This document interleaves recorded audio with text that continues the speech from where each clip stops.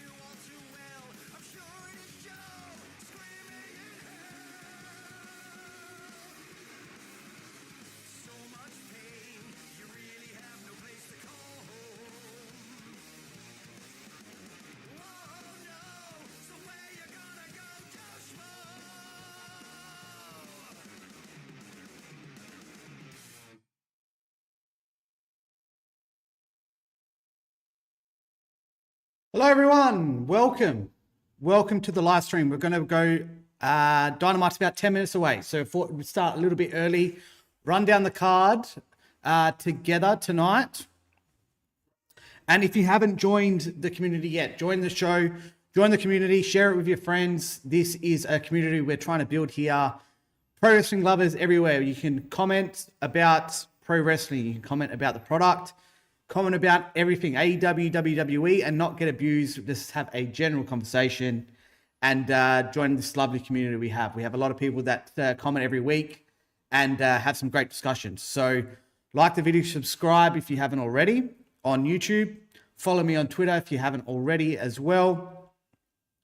And let's get into the card tonight. Now, after AEW Double or Nothing, I think this is probably the most important show that AEW is going to be putting on this year.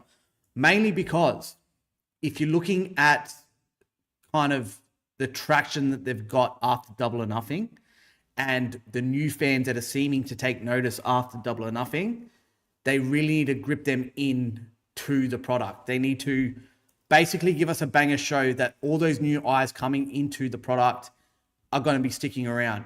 So they can't be doing these random matches just throwing people together. And the last kind of two announcements of the show tonight, there are some random matches, but the card that they're putting on in this 3-hour block, because Dynamite and Collision are going back to back tonight with a 3-hour block, it's pretty good. They're doing a lot of promo heavy stuff, which is great after Double or Nothing, to explain those storylines, explain the heel turns with Kevin Knight. He's getting a segment. Cole Fletcher's getting a segment. MJF is getting a segment after he's won the title.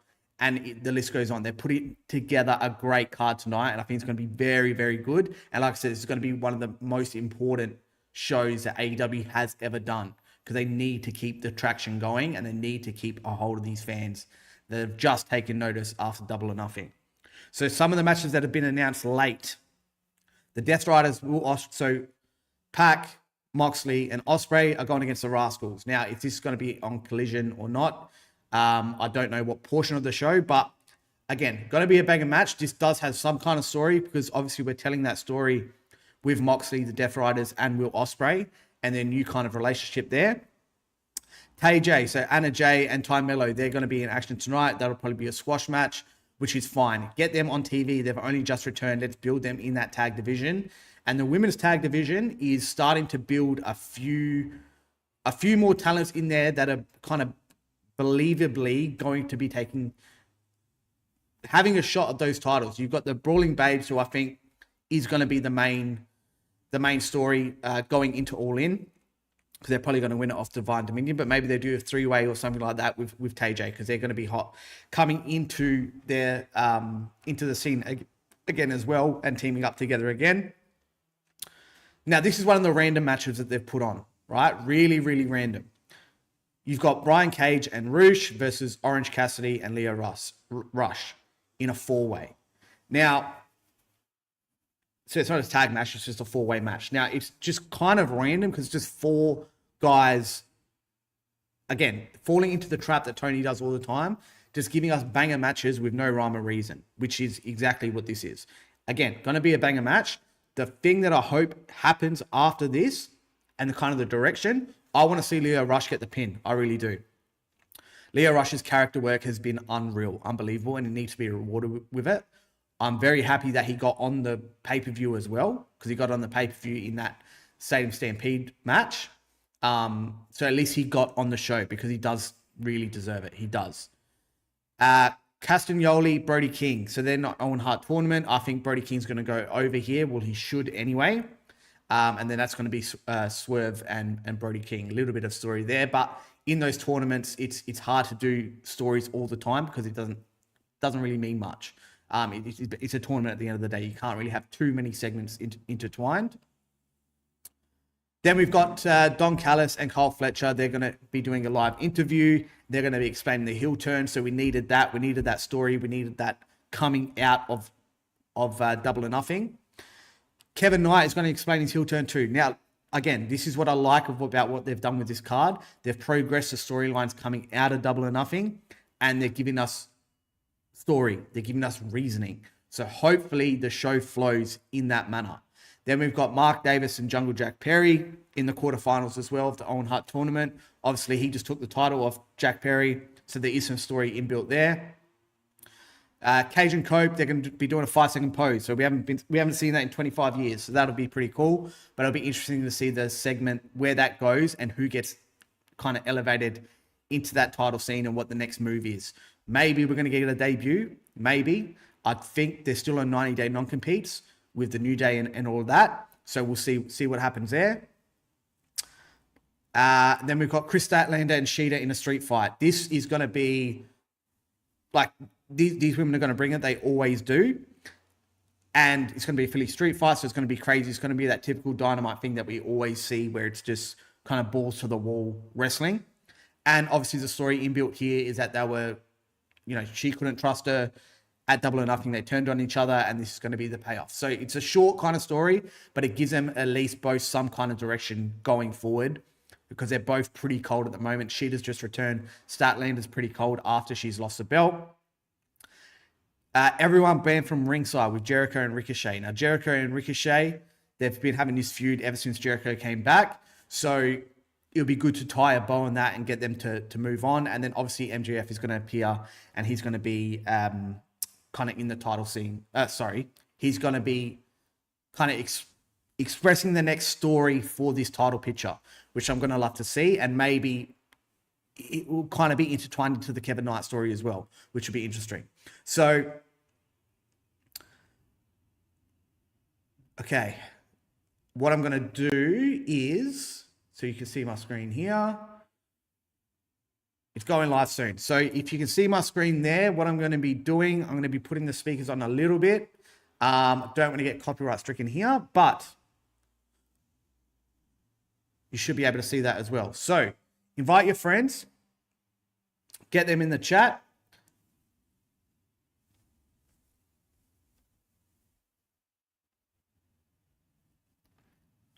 And what I'm going to do, I'm going to share this as well on my Twitter. All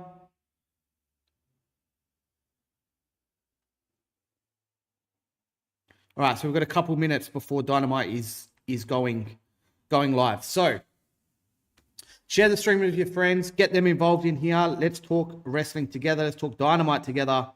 And yeah, let's just look forward to a banger show, because that's what it's going to be, in my opinion. Like I said, this is going to be probably the best show that AEW has put on.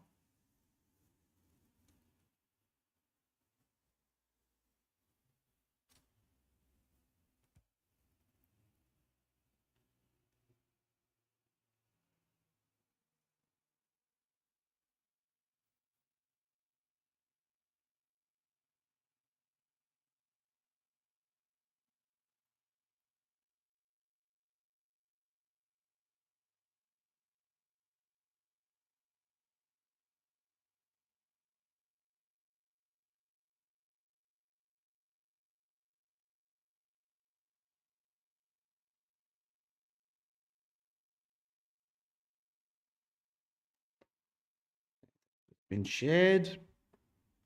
All right, guys, for anyone in the chat, let me know where you're watching from. If you've just joined the community, drop a chat where you're watching from and what are you most excited about for the show tonight. So we're going to be starting the show, should start in about the next minute or so.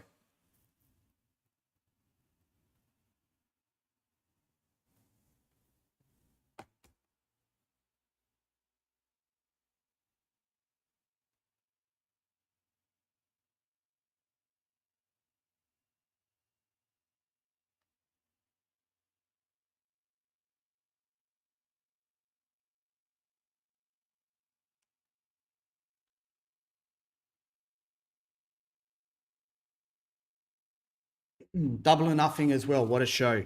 I've dropped a video on that as well in the last live stream. So we go live depending on where you are, every Monday night Raw, an hour before the show, we're going live. And the show's about to start. Here we go.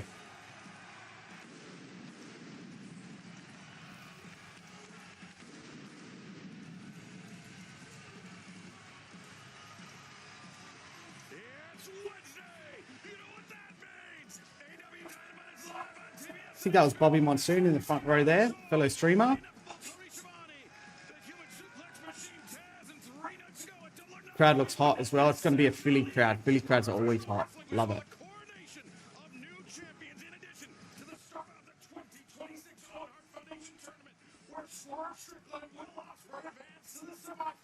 I think it's pretty much a foregone conclusion at this point. It's going to be Ospreay and Swerve in the final, and Ospreay's going to be heading to Wembley.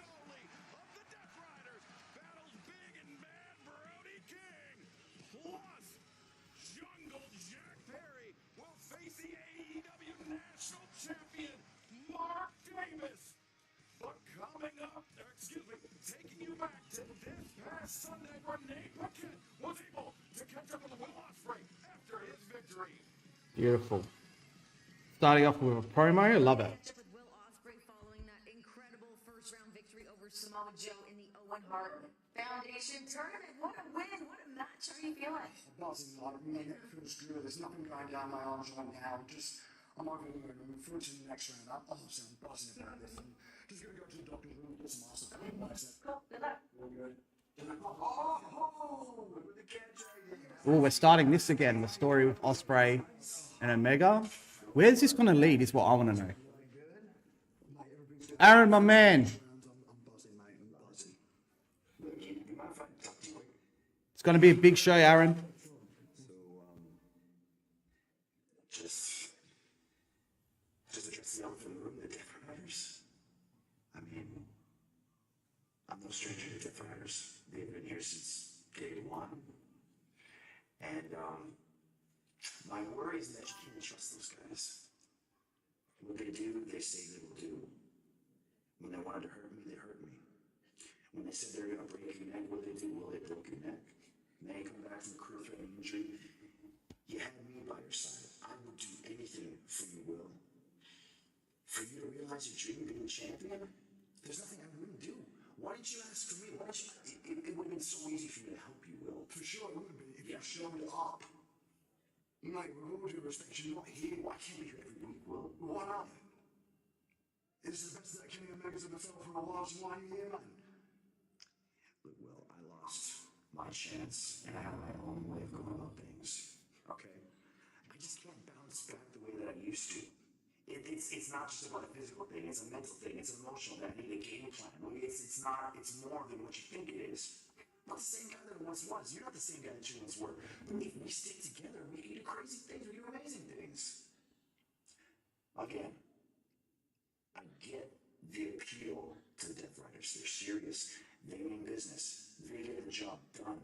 So I'm not saying don't trust them. All I'm saying is be careful as a friend. It's good advice. We all have our skeletons,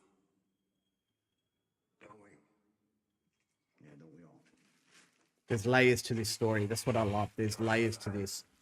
Is Kenny going to get involved? Is he going to get in Osprey's ear? I'll leave you two to do your neck bridges or whatever it is that Death Riders do. But hey, for real, anytime, call me. For sure. You can. Yeah.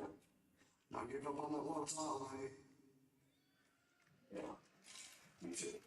Are we leading to Osprey and Omega at that for that world title out all in? That's probably where we're going. Okay, beautiful. I love this. Kevin Knight opening the show. Aaron, thanks for joining me, mate. Great show lined up. Like I said, this is one of the most important shows I think AEW is ever going to put on. Kevin Knight, hopefully he delivers an absolute banger promo here because we need that explanation.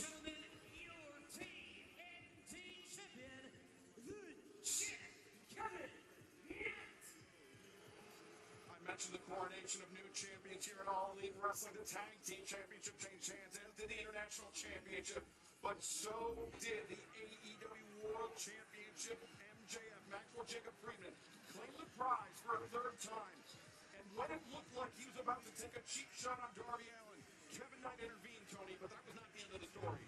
It ended up as being one of the more shocking events that we saw. Did anyone else see when Kevin Knight got up to that top rope? I pretty much knew he was jumping on him and turning heel after that point. So I wasn't really expecting it coming in, to be very honest with you, but I love the way that they did it.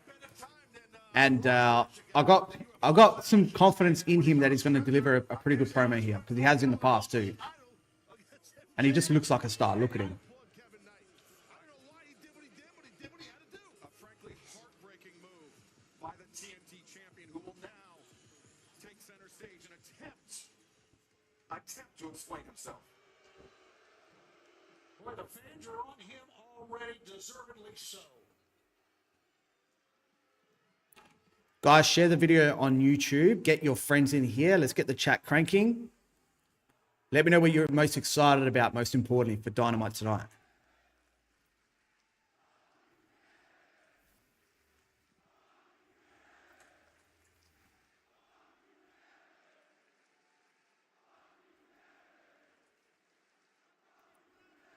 You know, I shouldn't expect anything less from you meathead seekos.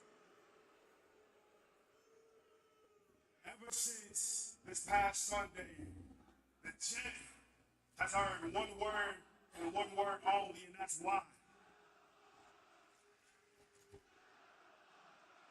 So do we think Speedball Jet in Montreal as well. Speedball's home.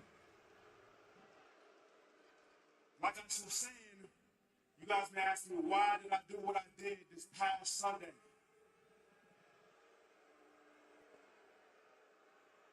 Listen, I told Darby Allin not to let the Jet down. I told him not to let you people down. And guess what he did? He blew it.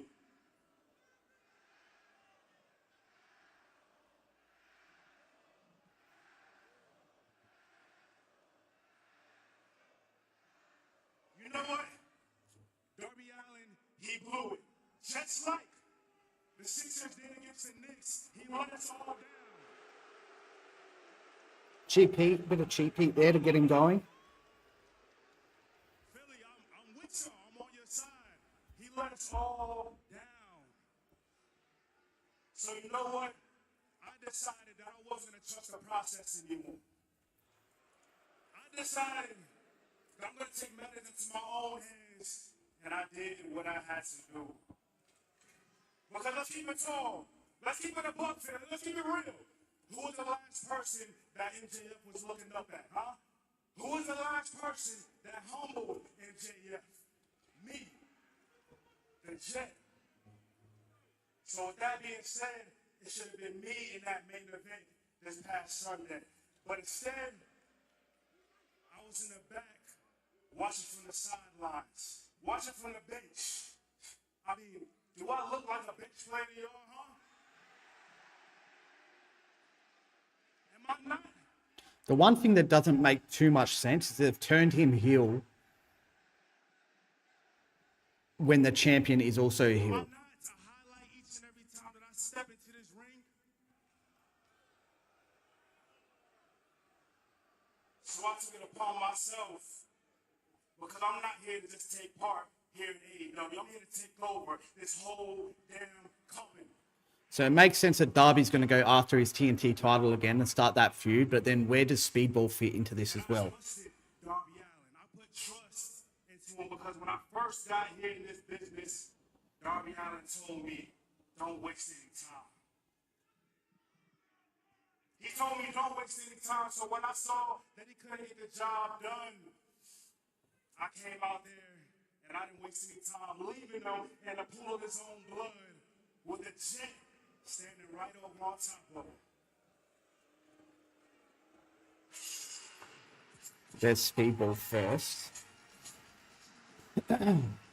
Obviously, they're going to lead to the breakups happen, so he's going to call him out for that TNT title, but then when does Darby come out? Are we going to be going Speedball first at Montreal at Redemption? But when does Darby show up? What are those shoes? But I know you. I know how ambitious you are. And that's your best and your worst quality. The reason we work so well as a team is because we both want to be the best. But Kevin, you're impatient. You get ahead of yourself. And you make mistakes. And what you did to Darby Allin at Double or Nothing, that was a mistake. But we can fix this. If you apologize and own up to what you did, we can make things right.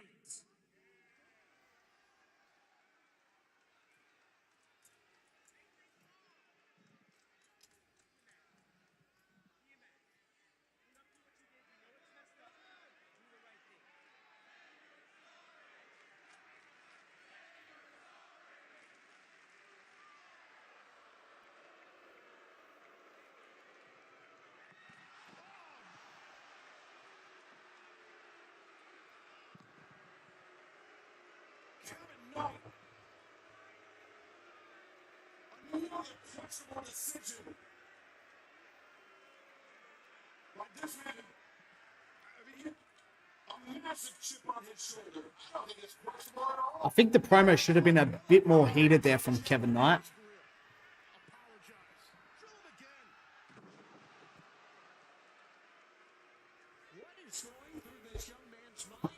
I think the only way that this could work. They need to build him a little bit more of these promos, get him a little bit more heat, and keep it going. But I think it's going to lead to Montreal, the pay-per-view they've just announced. Speedball's home city, Speedball, Kevin Knight, TNT title. But again, where does Darby fit into all of this? When does he come back? Ricochet, you have defeated Jericho twice with the Rico Salt. However, at Stadium Stampede, it was Jericho who got the pin with the Lion Salt. Do you feel like Jericho's the one that actually has momentum going into this match, especially that everybody else is banned from ring? No, Renee. I am not concerned with anything that has to do with Jericho.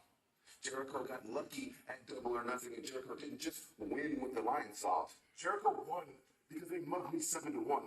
Exactly. Now tonight, all of a sudden, everybody's banned from ringside. I mean, my guys can't come to the ringside. Why is that? Why is that, Renee? Huh? Travis, Renee. You know, but that's okay. Because the more I think about it, Jericho, the more that I see. That it's not just, I don't have my guys ringside. No. The more that it's, you don't have 6 other guys to save your ass when I have you beat. And like you said, I've already pinned Chris Jericho's shoulders to the mat twice now. That's something that he doesn't have over me, and he never, ever will. Especially with that weak-ass Lion Salt. So tonight, Jericho, you will find out what everybody else already knows. That I am Ricochet, and I'm simply out of this world.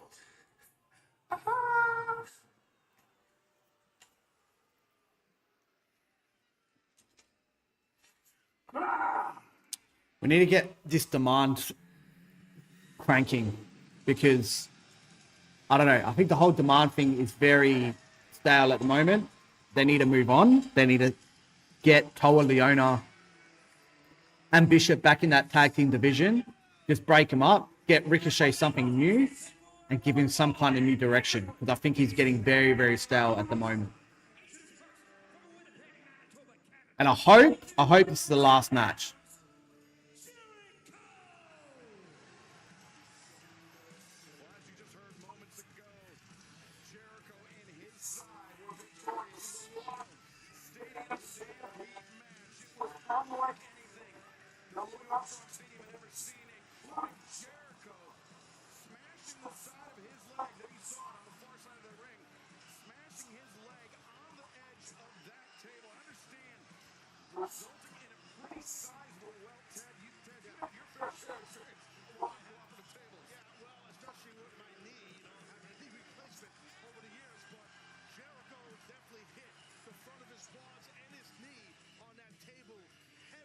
People are absolutely just...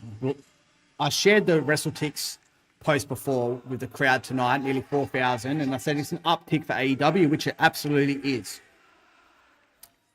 2023-2024, Dynamite was never touching 4,000. They hit about 5K in Portland last week, and they've done it nearly again here in Philly, which is going to be a hot crowd. You cannot deny the attendance in AEW is up in 2026.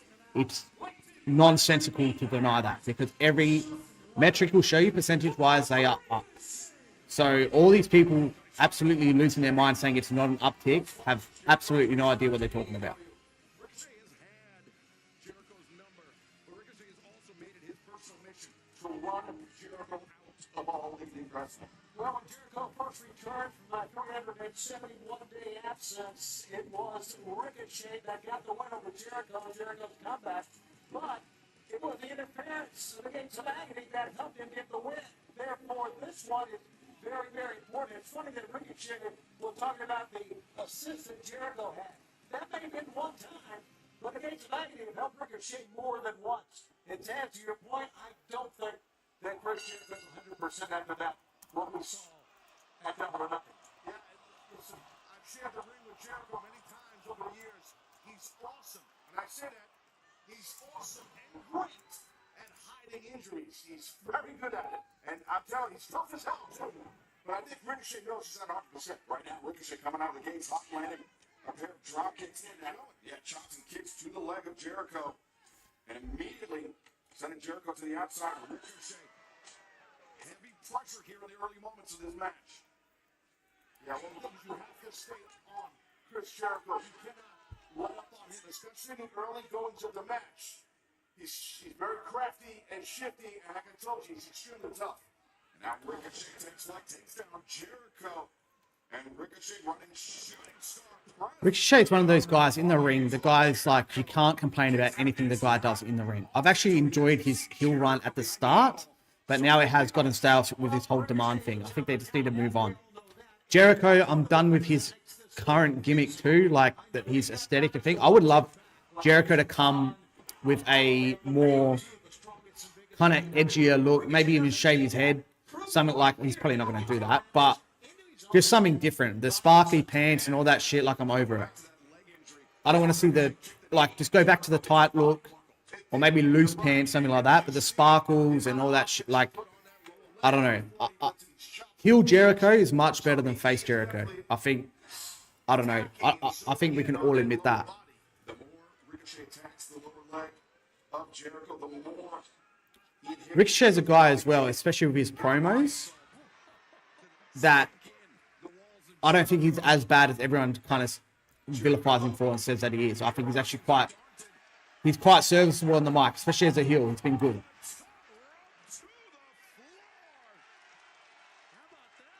Jericho seemingly trying to will himself on in the face of, well, okay. Whoa, taking the top hook. Jericho doing a little redecorating back on the announce center. Something over here. And then over here. Jeez. Jericho knee first. I don't think they should have opened with this either, to be honest. I get it, it's Jericho. Maybe you want to get a bit of a recognizable face on there and Ricochet for some new viewers, but I don't know. They probably should have started off hot with either the street fight or maybe one of the Owen tournament matches, because I don't know. I'm kind of over this feud at the moment.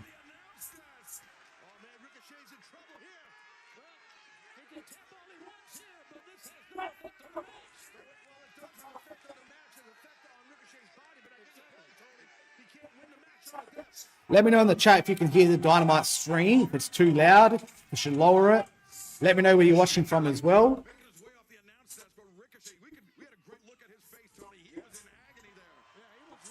One guy that I would have loved to have on the show tonight is Swerve. There's no advertisement of Swerve. Maybe he does show up. Darby as well. Just to give us a little bit more of, I guess, more story-driven things going into the next pay-per-view. Like I said, these matches that they're giving us are going to be bangers. There's no question about that. But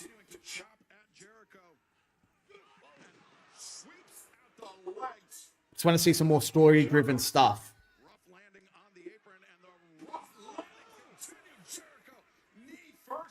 Steel steps of the action in our opening contest live on Dynamite continues. Yeah, you see Jericho grabbing at not one leg, both. Okay, so they're going to break now, so they're going to start pacing this out a little bit. Ricochet, though, dealing with his own injuries, Tony, that wall of Jericho on the Why are they doing a 3-hour block tonight? Is there a big playoff game on Saturday or something like that? Is that why they've moved it from Saturday? Or is it because of the clash in Italy? That's this week, I believe, as well. Maybe they don't want to go head to head. It's tough, and it does not have to be on long. We talked about Jericho's leg injury, the difficulty he may have looking for the lion salt. The walls later on as this match progresses. Ricochet could be facing the same thing for Did a post earlier as well. What do you think the over and under would be for the ratings tonight? Like I said, this is probably the most I've ever seen people online talk about AEW that haven't checked it out for the first time. They've been floating around that 650K mark since MJF lost the belt. Now that he has the belt back, is that going to be bringing some new eyes, bringing back some viewers that turned off during the Derby title reign as well? Over under and 650, I'm going over. the knee had nowhere to go.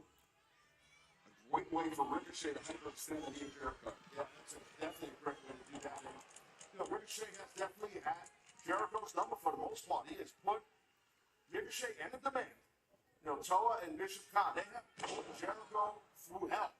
And they're not done. And not just tonight. It's been since Jericho's return. We've covered all the way back to when we were in Winnipeg a few months ago. Tans, we missed you there. I missed you too.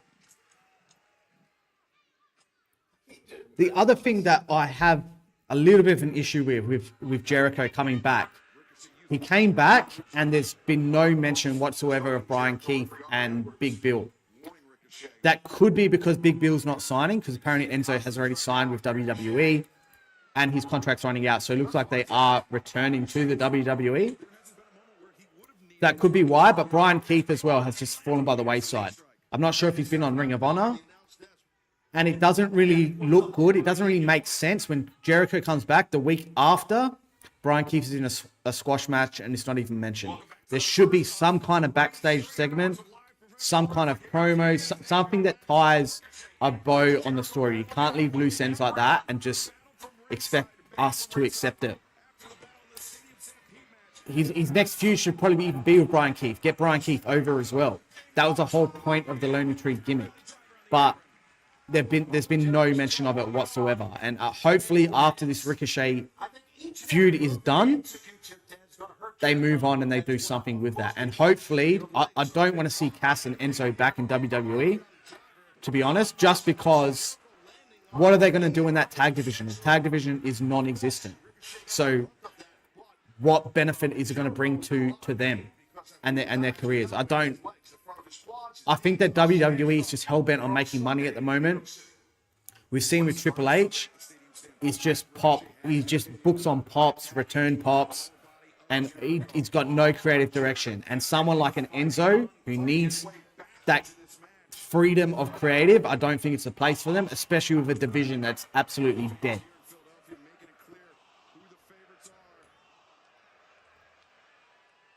Jericho back to Ricochet to the ropes. Ricochet reverses. Jericho the shoulder tackle. A second. And a third now. Ricochet ready for it. Sends Jericho over the top. Jericho. Savvy. Jericho very savvy. Double sledge. Catching Ricochet right between the eyes. And Jericho on the move. Drops in Ricochet.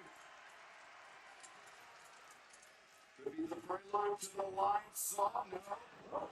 With a back elbow. Great adaptation by Jericho. They heard the footsteps of Ricochet. Definitely, yeah. Great camera of himself by Jericho.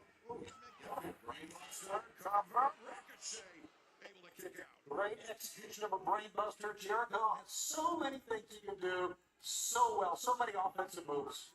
Well, when you've been wrestling 600 years, actually you know a lot of moves, right? Well, I was going to say when you've been a veteran, but if you want to stay 600 years, that's Jericho trying to line up Ricochet for the Judas effect. That spinning back elbow, Ricochet the smart. Drops the back, takes himself out of the range. Jericho's going to be. See, he knows. He knows what he's going to do. I think Ricochet says that out of the ring. Well, it helped right there. The fans love to chant ball at Ricochet, but that's a moment where Jericho's head of hair worked against him. Ricochet is able to wrench him into the outside, and then the drop kick sends Jericho crashing to the floor once again. See, this match, I don't know, like maybe this feud's been going on too long or whatever. I don't know. I'm not really interested in it. Like, I've got Ricochet and Chris Jericho in the ring and I'm not really engaged. Maybe that's a me problem. Probably is a me problem, to be honest. A moment ago, I looked off the monitor. I looked at Jericho's face. He's in a lot of pain, but he's sucking it up. Remember, whoever wins this match will have to do it on their own. Everyone is going from ringside.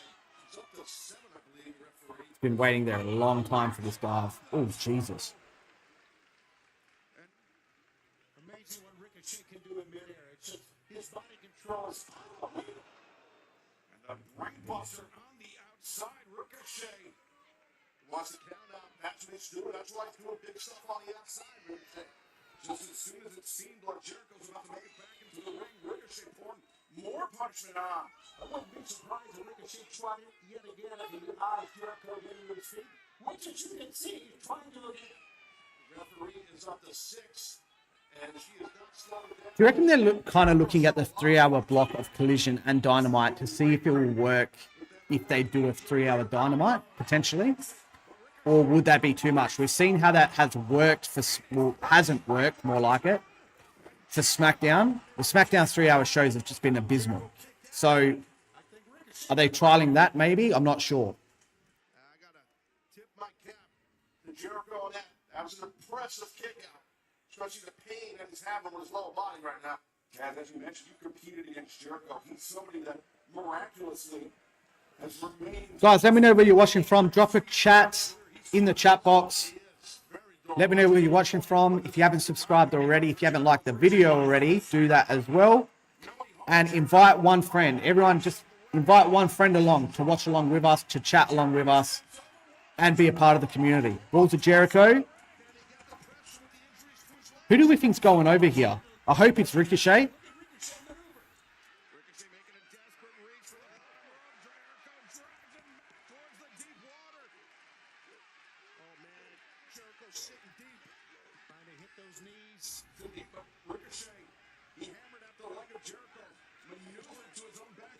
Continuing to punch at the knees, the injured legs of Jericho. It's a great move by Jericho, as we know, but with injured knees, it's not that effective. Man, Jericho he really needs to cut that hair and just get a different look. Like, he just doesn't, I don't know. He just doesn't feel the same. Jericho kicking out and Ricochet. Now getting the face of Now get the pin. I like it because Ricochet has to go over here. He should go over. With a Rico Salt, pin. No. That's how it should have ended, I think. Kind of means Jericho's going over. I don't know what that does for Jericho. I think Ricochet needs it more than Jericho for obvious reasons.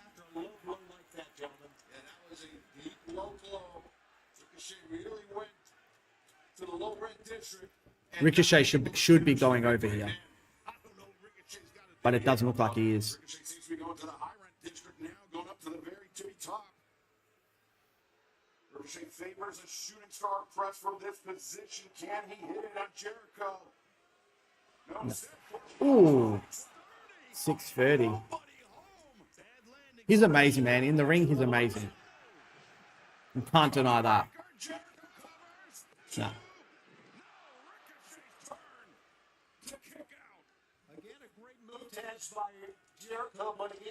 I don't know if anyone else is like me, where I like seeing the inside baseball things of wrestling, where the things that you know that they're going to kick out or things like that give it away, like their eyes being open, or when like you see them kind of calling over someone to make the spot or whatever it is, or hear them talking. I love that kind of stuff. I really do.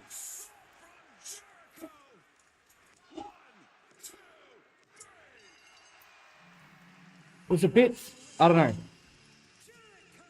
Like I said, I wasn't really engaged too much in that. It was a bit sloppy in the end too, but the only thing I can say that I like from that is that hopefully we move on from this, and that like the Ricochet Jericho feud is just over, and then move on to something new, and hopefully Ricochet and the Demand just completely break up. Okay, the fact he's staying in the ring means something's happening. Someone's coming out. Has to. Yeah, here we go. Ciampa. Okay.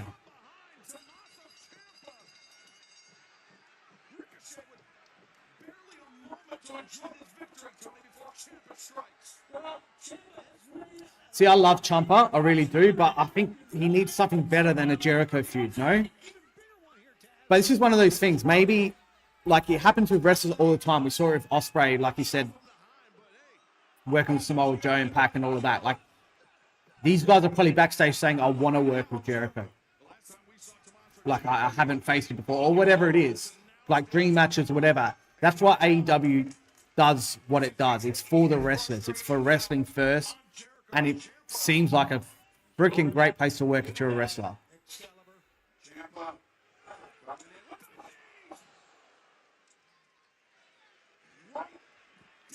But the one thing I will say is this doesn't really like. Where this come from? Page out of Jericho's own playbook by Tommaso Ciampa right there. But speaking of Stadium Stampede, Andrade Alito Ciampa's song as well. in the action this past Sunday night. Let's hear from him. No. Andrade. The stupid stadium stampede is over. I love Andrade, man. Look at this guy. He's just a star. On winning. And his English is getting better too. I'm beating the stupid, the putito MGF. MGF, do you think you are better than el real Latino man? I really want to see Andrade with a title on here. If it's not the world title, give him TNT title, give him some legitimacy there. But he needs to be featured heavily. I love Andrade. The guy looks like a star.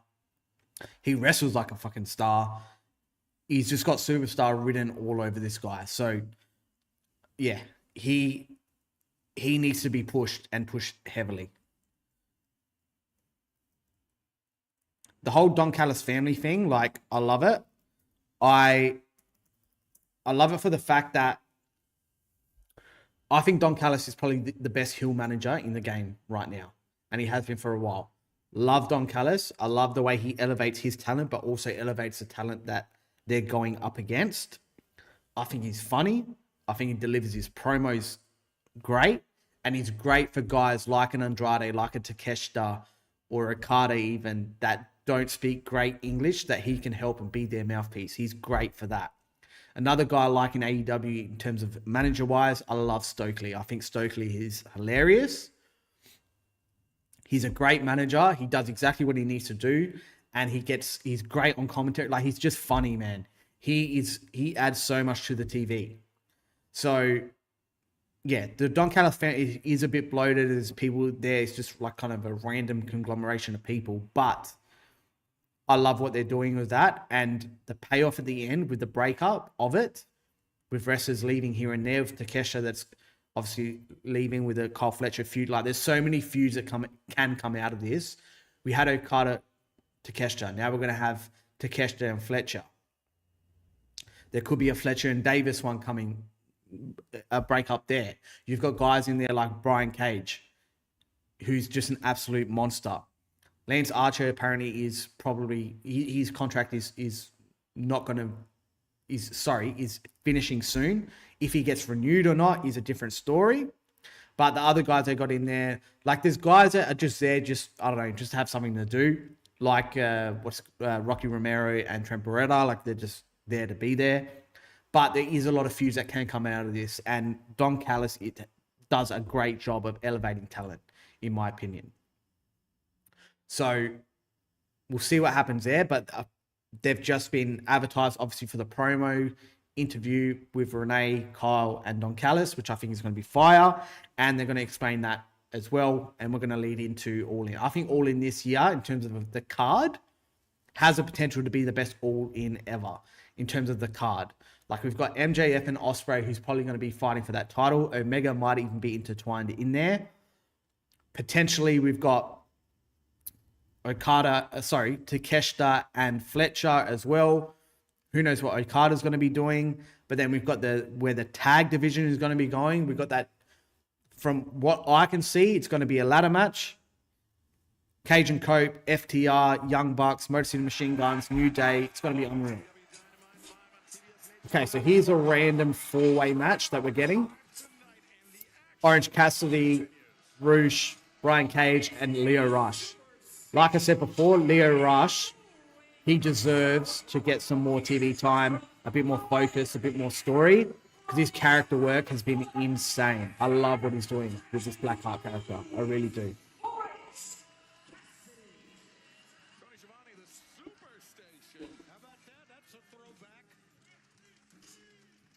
Many years ago, ago, TBS was known as the Superstation. I mean, I can't really get into the history of cable and satellite broadcasting right now. We've got a 3-hour show to do, but believe me, TBS was known as the Superstation at one point. Yeah, I remember April in '85, my first time on TBS, the Superstation, laying the groundwork for what we have right now. So Leo Rush has been one of those polarizing characters over the past few months when he's brought this to TV. He has been doing this on the indies for a while, but it's something different, man. It's something like, again, character work insane. You don't see this anymore in wrestling. This is one of the reasons where, for example, like JCW, for example, the characters for me are way too over the top and way too kind of cartoony and just too over the top for me. But you have to respect the difference in what they're doing. You have to respect the wrestler's commitment to the role, to the character. And it's still entertaining. Even if it isn't for you, it's still entertaining. This Leo Rush gimmick is entertaining because it's intriguing. He talks about he, talking about his himself. This obviously his alter ego that's coming out and whatever. I love it. And in the ring, Leo Rush is great. He's quick. The way he kind of, I don't even know what to call it, crawls around like a dog. It's just like something you've never seen before. And that's what I love. Difference. Something you've never seen before. Something that's differentiating themselves. Brian Cage, absolute monster. Look at this guy. Look at this guy. Seriously.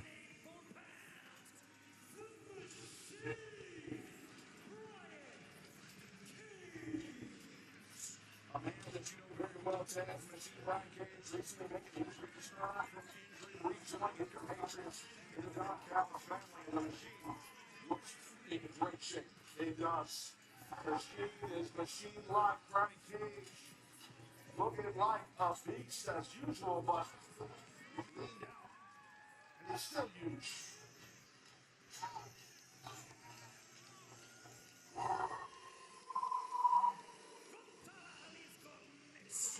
They're getting guys on the show tonight. I know it's a random match, but guys like Roosh, guys like Brian Cage, guys like Leo Rush, obviously that's why they put the match together to give these guys some TV time. And they deserve it, man. Roosh is a beast. Brian Cage is a beast. Leo Rush's character work is insane. But can we try and build some stories around these guys rather than just give us banger matches? That's the main issue we have. Gentlemen, coming off of what was our biggest pay-per-view, what a night it was, Sunday in New York City. These four men, oh, they were start leaking that black fluid from his mouth already.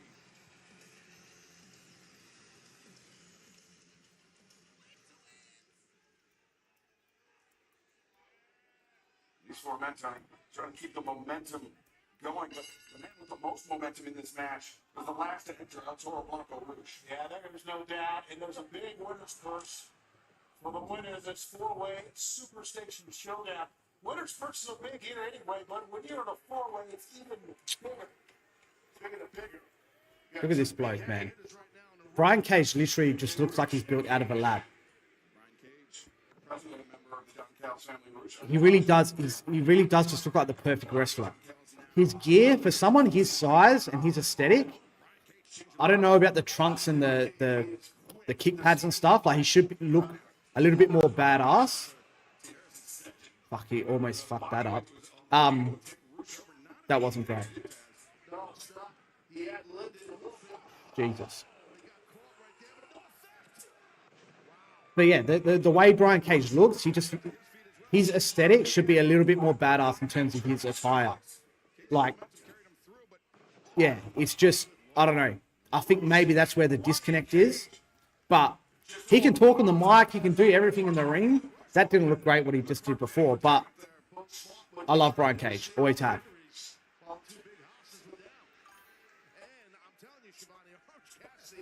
Adam, my guy, you're back. We missed you on the stream last week.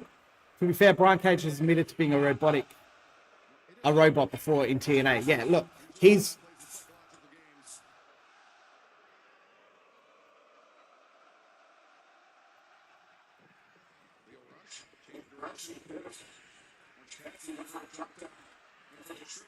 I kind of like the inclusion of Rush with Cassidy because he's got that comedy gimmick with the serious gimmick, and they can play off each other very well. Adam, yeah, I didn't see much of Cage in TNA, but I did see when he said that as well. But I think I did see him in there, but not as much. But I think he's progressed since then, obviously, and I liked his early work in AEW as well, when he had the mohawk and everything like that with the Taz family. One thing I don't like in 4-ways, 3-ways, stuff like that, look at Roosh and Cage outside the ring, like they're just literally waiting there watching. Like, it gets a little bit too obvious sometimes. Like, Roosh has literally been there for about 3 minutes just watching. And he's on camera too, like right in frame. It just doesn't look great. It really doesn't.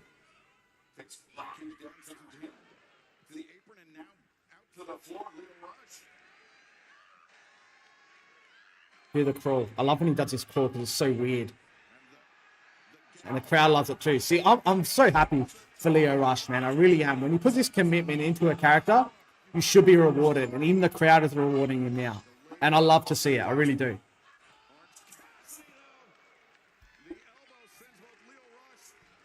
Probably the worst outcome for me in this 4-way is Orange Cassidy winning, to be very honest. Because we've seen a lot of him, and these other guys are people that we need to see more of. So if it's not Lio Rush, I would like Roosh, to be honest. Actually, do you know what? I would like Brian Cage. But again, worst case scenario for me would be Orange Cassidy winning this, because he's the guy that least needs this. He's cool, man. He just, the way he moves around the ring. Roosh is a guy that's been stop and start as well. Like, he's had a few injuries here and there and things like that, but they always stop, start with him. Like, he got placed into, I think it was in the Don Callis family for a while as well, and then nothing happened.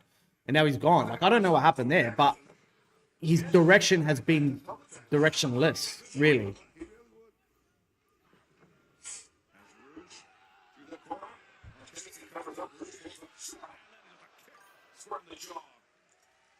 Adam. Oh, sorry to hear that, mate.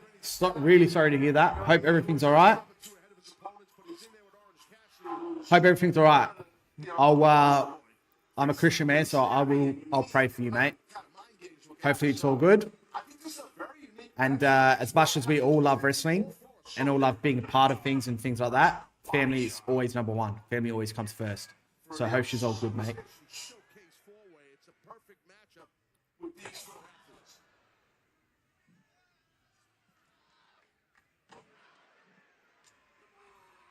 Meanwhile, all of this is going on. Lio Rush and Brian Cage battling it out on the outside to the left of our announce desk. I think this match has been a little bit sloppy, to be honest with you. It looks like the guys are trying. It's hard. They're finding it hard to communicate with each other with the spots and the moves and things like that. It's been quite slow. I'm surprised he's not. And the crowd's kind of out of it at the moment. Meanwhile, Roosh but by far, Lio Rush is the most over guy in the ring. And again, I hope they continue with him because he deserves it, man. I love him.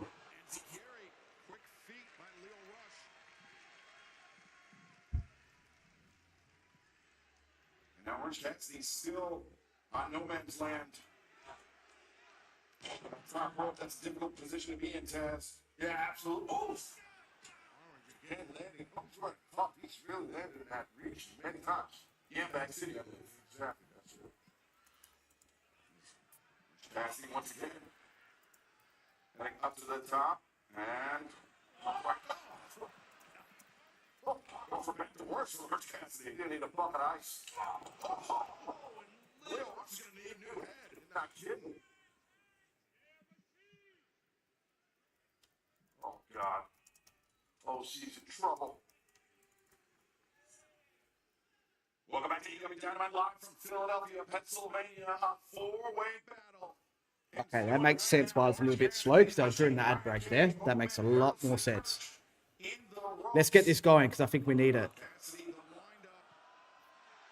And the elbow strike. Cage goes down. Orange Cassidy, he's had his share of difficulties on the top rope, Taz. Yeah, he has. Can he finally get Oh, shit. Hopefully she's all right, man. fix and do some here to Cage? An elbow drop, a cover, Cage. At least she's not Zack Ryder and came last.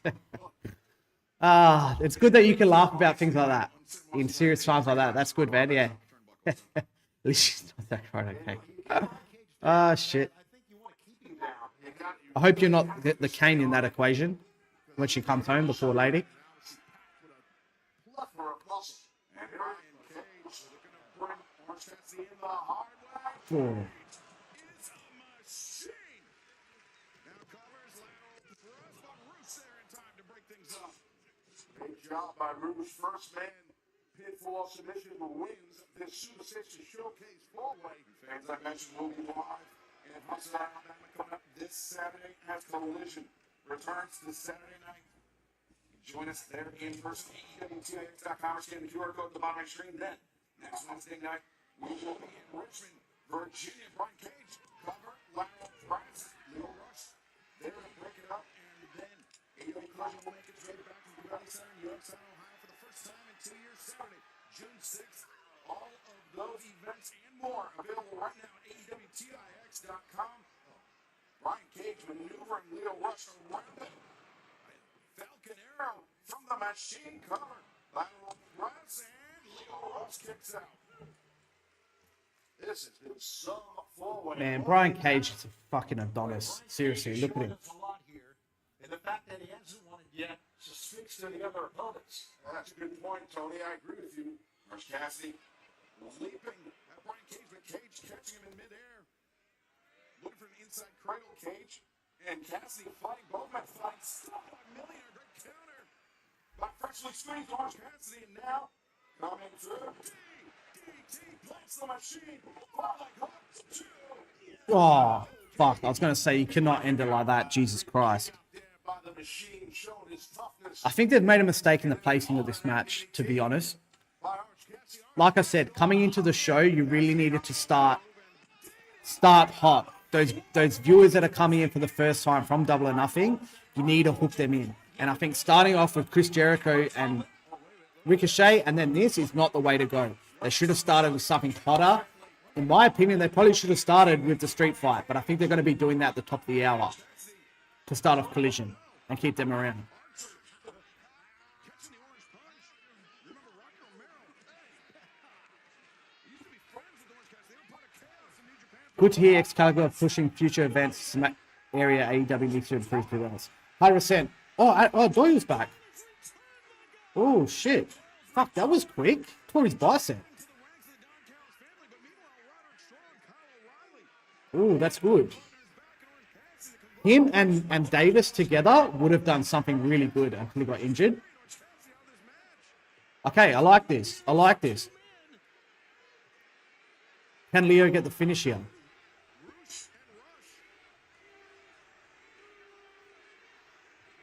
The crowd's going crazy for Leo too. See, he's over, man. He is over.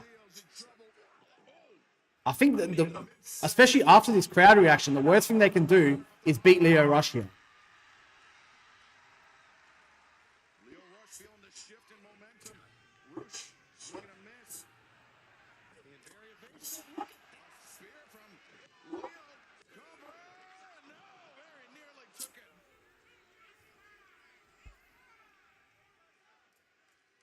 But are they going to pin Rush on Leo is the question.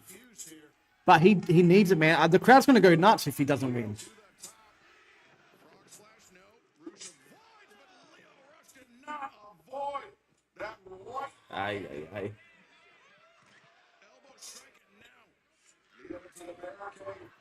Going across the ringside area.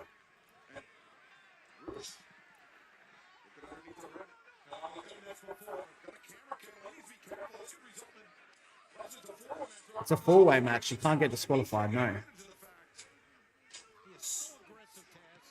He got to be. I mean, Leo Rush is a dangerous predator. There's something he's not. He's kind of half human. He's like a freak. So I don't blame her. She's fighting for his life, for God's sakes. Guys, invite your friends into the chat. Get some more chats going. And let's build the community together. Get them in here. I really don't want Rich to win this, man. Come on. Come on, Leo. Oh, I think we're done and cooked here. Delivered full force into the face of Leo Rush. I mean, I love Roosh. I do. I actually do. I think he's really, really good. But, man, Leo Rush has to go over at some point. I agree. Matt Shorter, though, I think that should have started with Death Riders, Osprey, Rascals. You know that's going to be insane. 100%. 100%. It's a great call. They need to start something more hotter than that. Well, both these. Next tonight, we celebrate your third reign as world Triple D is back.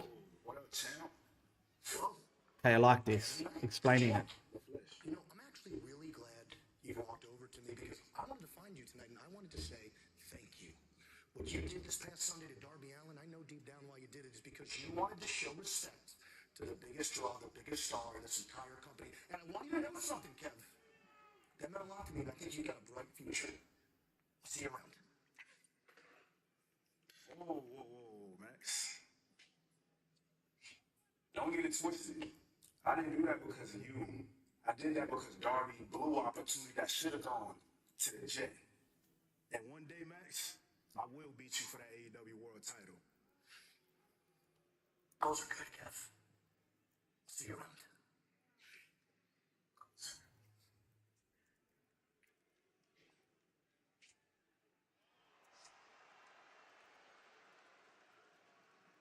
I know, I appreciate it. It's fine. It's fine. Look at this, so much young athleticism in one place. Is the territory safe? You know what I'm talking about? This is fantastic. Working good. What'd you call yourself? JT Bells. 2 belts. I never want to get serious about that, you know. Okay. You know who to talk to. Me and Kyle, right? Watch it. I have an issue here with this. If we're going to turn Kevin Knight heel, why are we getting him up against other heels? Why is he going up against MJF, going for MJF's belt, and now we've just had the face-off of Cole Fletcher, Don Callis family. If he's going to join them or whatever, but if he's going to be a heel, let's make him a heel. If he's going to be a heel, the Speedball beatdown should be a beatdown. He should put it through a table, do something, go ultra heel. Like, I don't understand what we're doing here with that. I mean, I could be wrong, I could be off base, but it doesn't really make sense that he's been introduced to us as a heel. He's got the Speedball Mike Bailey thing, and now he's been put up against essentially 2 of the biggest heels in the company. Does not make sense. It should be the other way around. He should be going up against backstage a Darby Allin or a Will Ospreay that confronts him or something. The faces. Why is he going up against these heels? That does not make sense to me.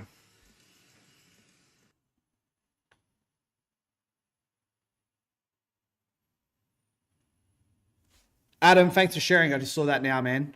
Thanks for that. Appreciate it.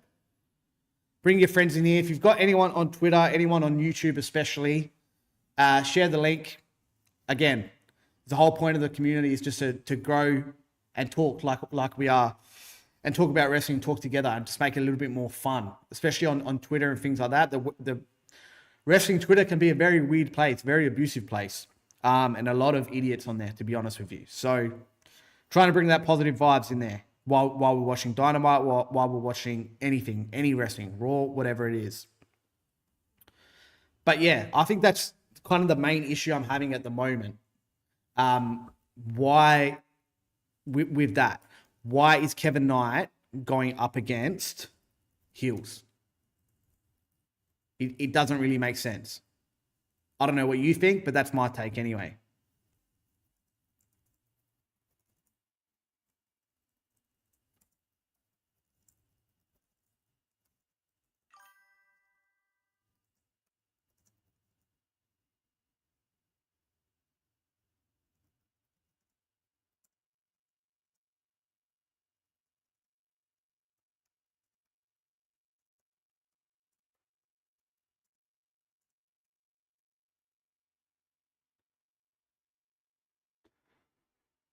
To be honest, Knight just reminds me of a Swerve a few years ago, or Moxley for most of his run. Tweener who has no need to justify himself.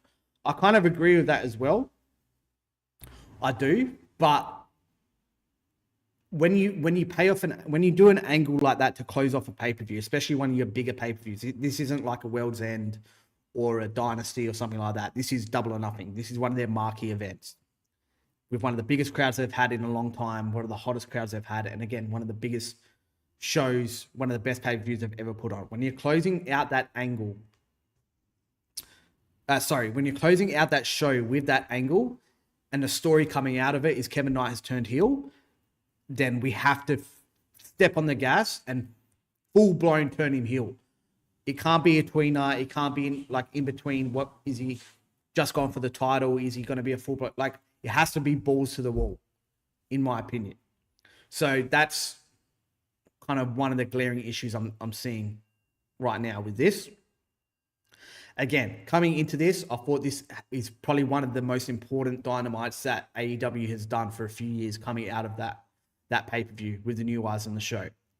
Now, if I'm a new viewer, if I've never seen AEW before or haven't checked it out in a while because I didn't like it or whatever, I'm tuning into this and there's nothing really that's blown my socks off at the moment. They should have started. An unfortunate loss for you at Double or Nothing. Renee Wolf ducks back and all that, but I did get to take Techman's head clean off. It might sound like a broken record, but next time I will take that title. Well, Alex, at Double or Nothing, you were set to face Willow Nightingale in the quarterfinals of the Owen Hart Foundation tournament. However, Willow did have to withdraw due to injury. Honestly, my heart goes out to Willow. But hey, when you're feeling fine and dandy again, I'm ready to throw down. Well, you are now set to face the wild card. How do you prepare for that? Is that tonight, the wildcard match? Renee, I have been preparing for this my entire career. When I first started out in England, all I ever wanted to do was be the best. Because if it is tonight, the wildcard would have to be either Britt Baker or Mercedes, would it not be? Who else is it going to be? Oh, it's next week. Okay. And that is why I'm here now. Okay. I am on a path to They're not prove returning that in when it Richmond, comes Virginia. to being one of the best in the I thought it was world, tonight in Alex Pennsylvania. Is part of that conversation. A path that ends exactly where it started. My home. And more Ruby so, Soho, maybe? it's a path that I'm not walking alone. Because my darling, my Billy, he is chasing his Wembley dream. And so am I. So, wildcard, whoever you are, you better have some skin in the game, mates. Because my whole heart is in mine. Wait, so there is a collision on Saturday as well. The birds are going to come out on So why are we doing a 3-hour block tonight? Interesting. Ladies and gentlemen, Celebration? your three-time This should have opened the show. This should have opened the show. Why is it on now? It's an hour into the show, top of the hour, I get it, but I think that the structure of the show, I think, so far has been wrong.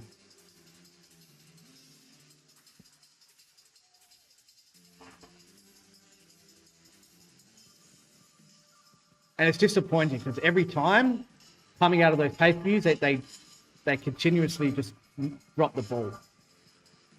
Hasn't been a bad show by any means. By any means has not been a bad show. But I think it should have been structured a lot better than what it has been. What a fitting and spectacular entrance. From New God, the front looks like he's struggling. Jesus. It's tremendous. 3 world championships by the age of 30. A feat Tony and a few men before him have achieved. probably 7 men before him have achieved that. But I know well, it was quite a night for him from the get-go. That's right. Let's take it back. I think they're doing the 3 hours tonight because I read there's a load of Warner Brothers execs there tonight, so TK is probably trying to make it a spectacle. Okay, that kind of makes sense. But again, if they want to make it a spectacle, they should have. I don't know if I'm off base here, but I think I think the structure's hasn't been great so far. The matches should have been placed differently, and this segment should be opening the show. People from Philly make noise. I wouldn't make the mistake of being born here. Let's pipe down a little bit. Thanks. Ladies and gentlemen, finally, Big Hebrews got his triple B. Baby. Now, for those of you wondering where Darby Allin is, he's currently hanging his head in shame because for a third time, I beat him with a maneuver as simple and as basic as a headlock takeover.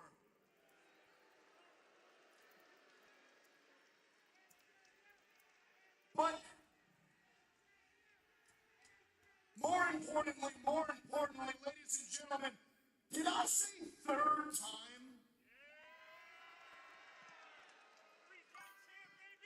100% to be honest, one of the real spectacle we should have just done Blood and Guts. I love Blood and Guts. I can't wait for that every year. I love that. All that hardcore shit I love. Major promotions, only 8 men have ever been a 3-time world champion by 30 years of age. They're gonna be writing about me in the history books. They're gonna be talking about me until the sun explodes.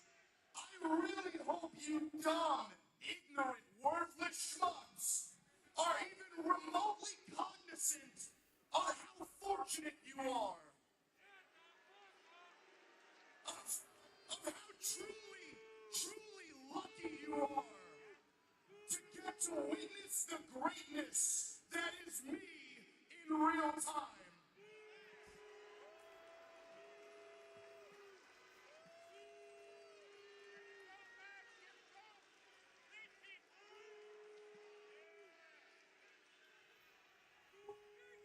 You are living in the greatest era imaginable, and it's the greatest era because it's all about me.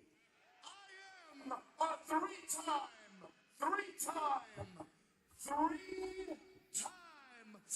champion of the world.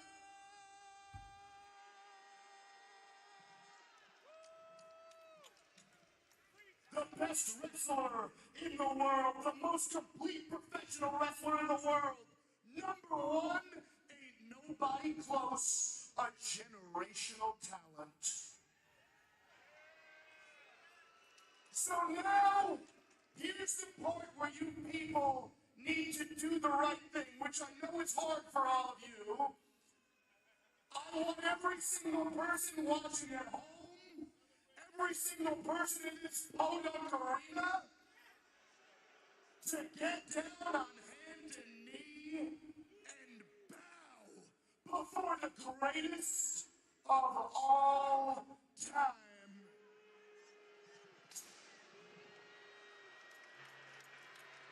I thought he'd be a little more honest. What the hell?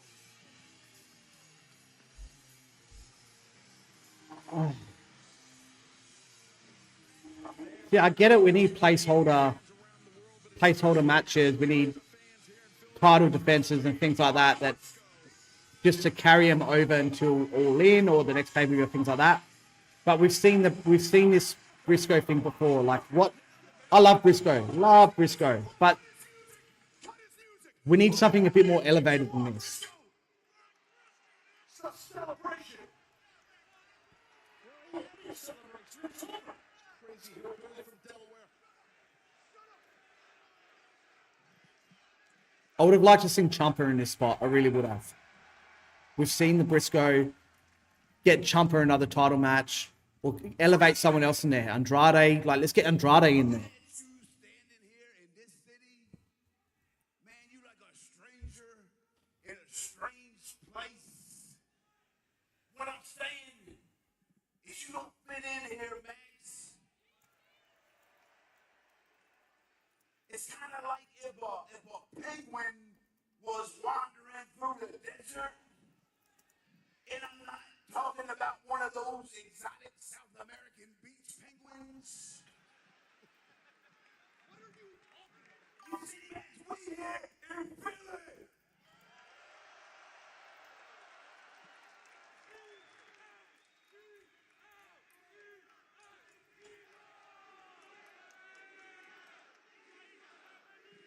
Briscoe has been used to introduce people before, like Kota Ibushi. Max, we here in Philly where the people It- are hard-nosed, where the people are grinders. Some of the toughest human beings on the planet live right here.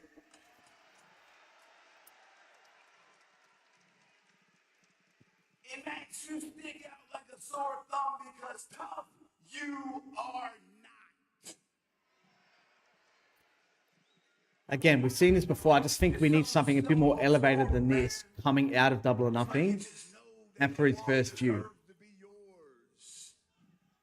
You tell us that we're not on your level, but you believe it, man. You believe that you're above the rest of us.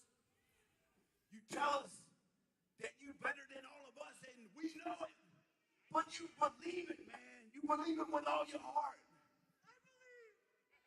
Well, Max, let me remind you, it was not too very long ago that I pinned your sorry ass 1, 2, 3 right in the middle of this ring.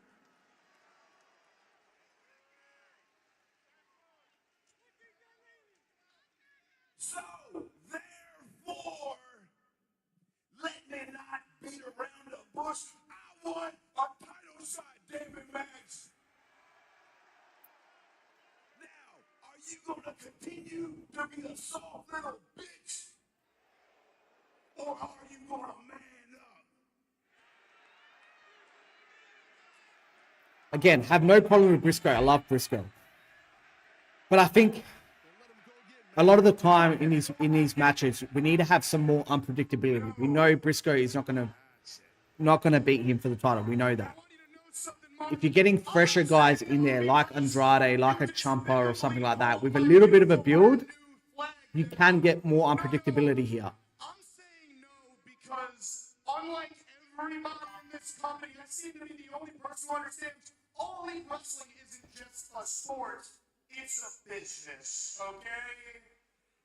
And optically speaking, it's bad enough that an emo freak like Darby Allin even sniffed the AEW World title. And you think it's a good idea for Mark Briscoe?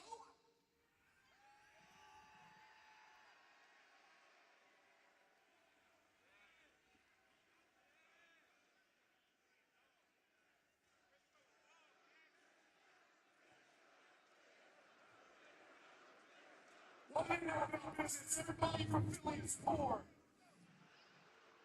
It's not a good idea, Mark. If you challenge for this title, it probably put this Rip Shot, my guy. Welcome back.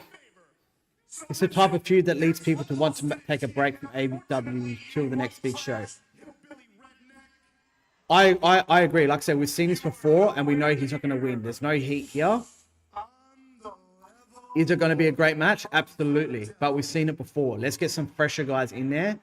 Let's get some new feuds going, and let's build a feud till the next one, Forbidden Door, June 28th. Let's build to that. Not with Briscoe. Well, I guess that is that, Taz.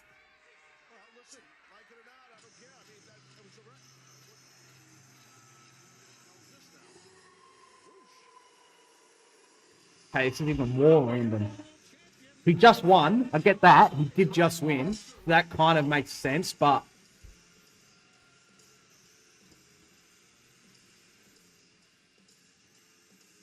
You are the fighting champion. I'm ready to stop. And it's funny. It is so funny that he's a chicken farmer. But you're a chicken. shit.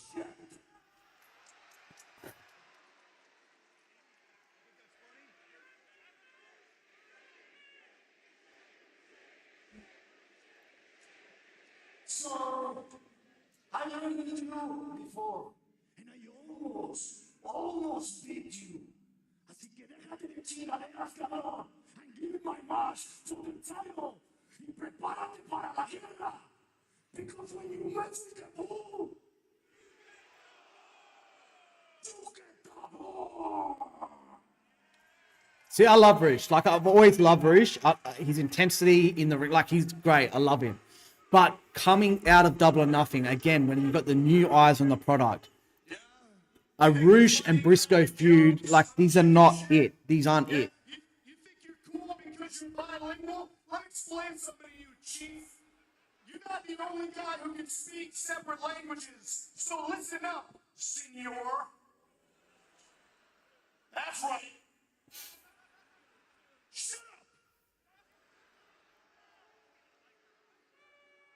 up. I actually, although you were so rude, I do agree with you, Roosh.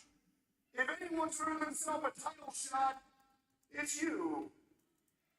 And from a business standpoint, you got good hair, you got a good look, you've been winning matches left and right, you got a cute little catchphrase that these dumb schmucks seem to like. And you're definitely more marketable than that ugly piece of shit in the ring over there. So, Roosh, do you want to wrestle me for the Triple B tonight here in Philadelphia? And it's going to be a no. Psych. Escucha, perro. Next week, me versus you for the World Championship. And you best come prepared, because the bull is about to lock horns with the devil.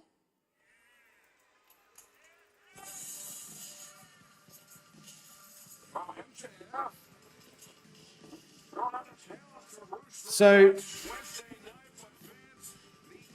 Roosh gets a title shot next week. Briscoe just got played.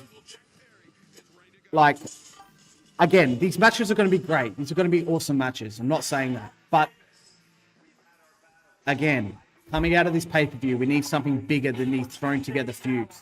Like, this makes no sense. Realistically, they're not going to jump MJF, Ospreay, or some big news signing from Forbidden Door coming up. AEW's always been like this, and Hot Shot booking is what fucked up. But this is a point. This is what they've always done, and this is why they never kind of gain ground, especially after big pay-per-views and things like that. They always fall flat, and this is one of the reasons why.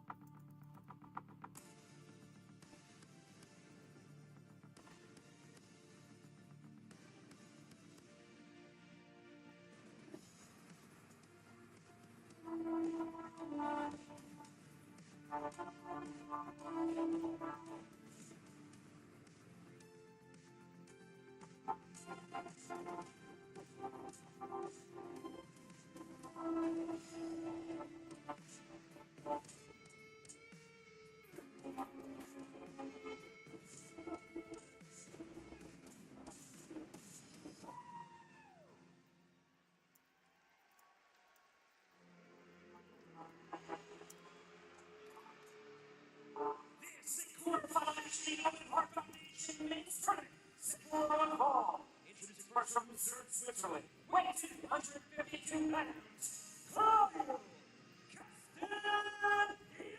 Castagnoli. Lawyer making his way to ringside as the One Heart Foundation first round continues in Renee. Stand by.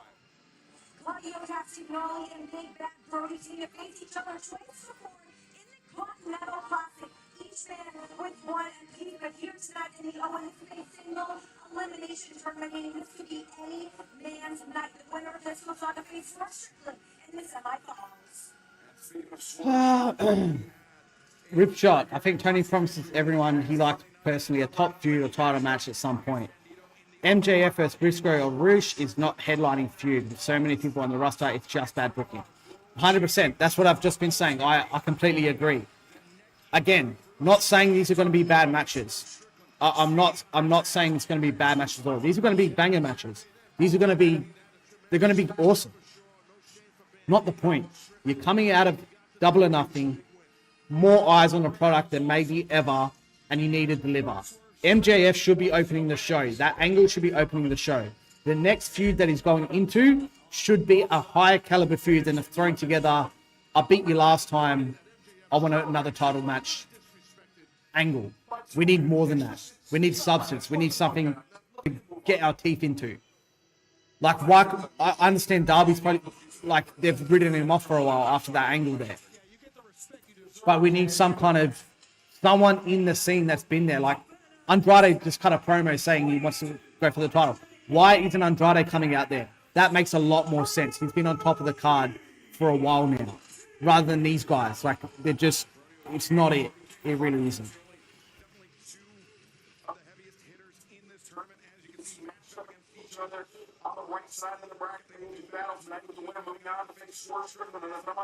This match is going to be unreal too.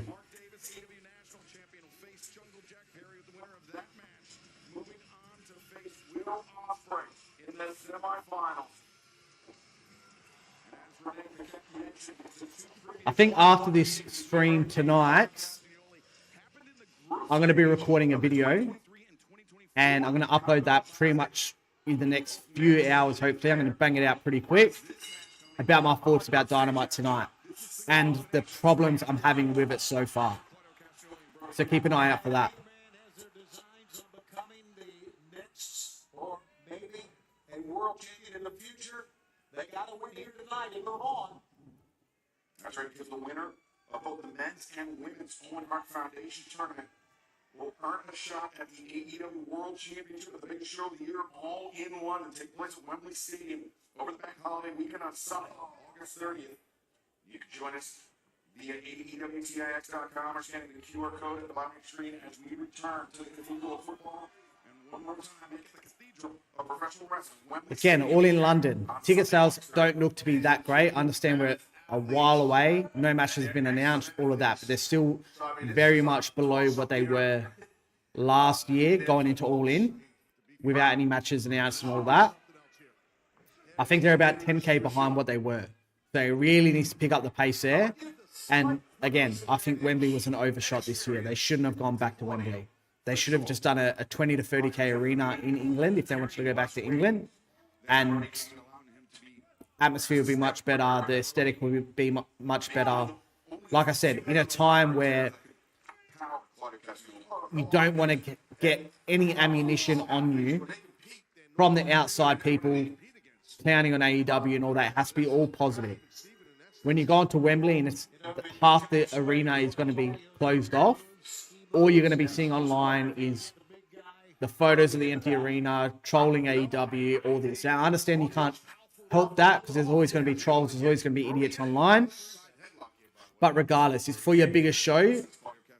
Like, you can't have that. It has to be big. It has to, like that show at New York, like just absolute packed to the rafters. The aesthetic was great. The crowd was great. In a stadium like Wembley, unless it's packed, it's not going to be a great atmosphere. Team action, talking about MJ, Ty J, tag team action tonight, still with number plus. There's one earlier on. He put out an opener challenge to one of the gutsiest young stars in the AEW. He saw him from the Bang Bang Gang.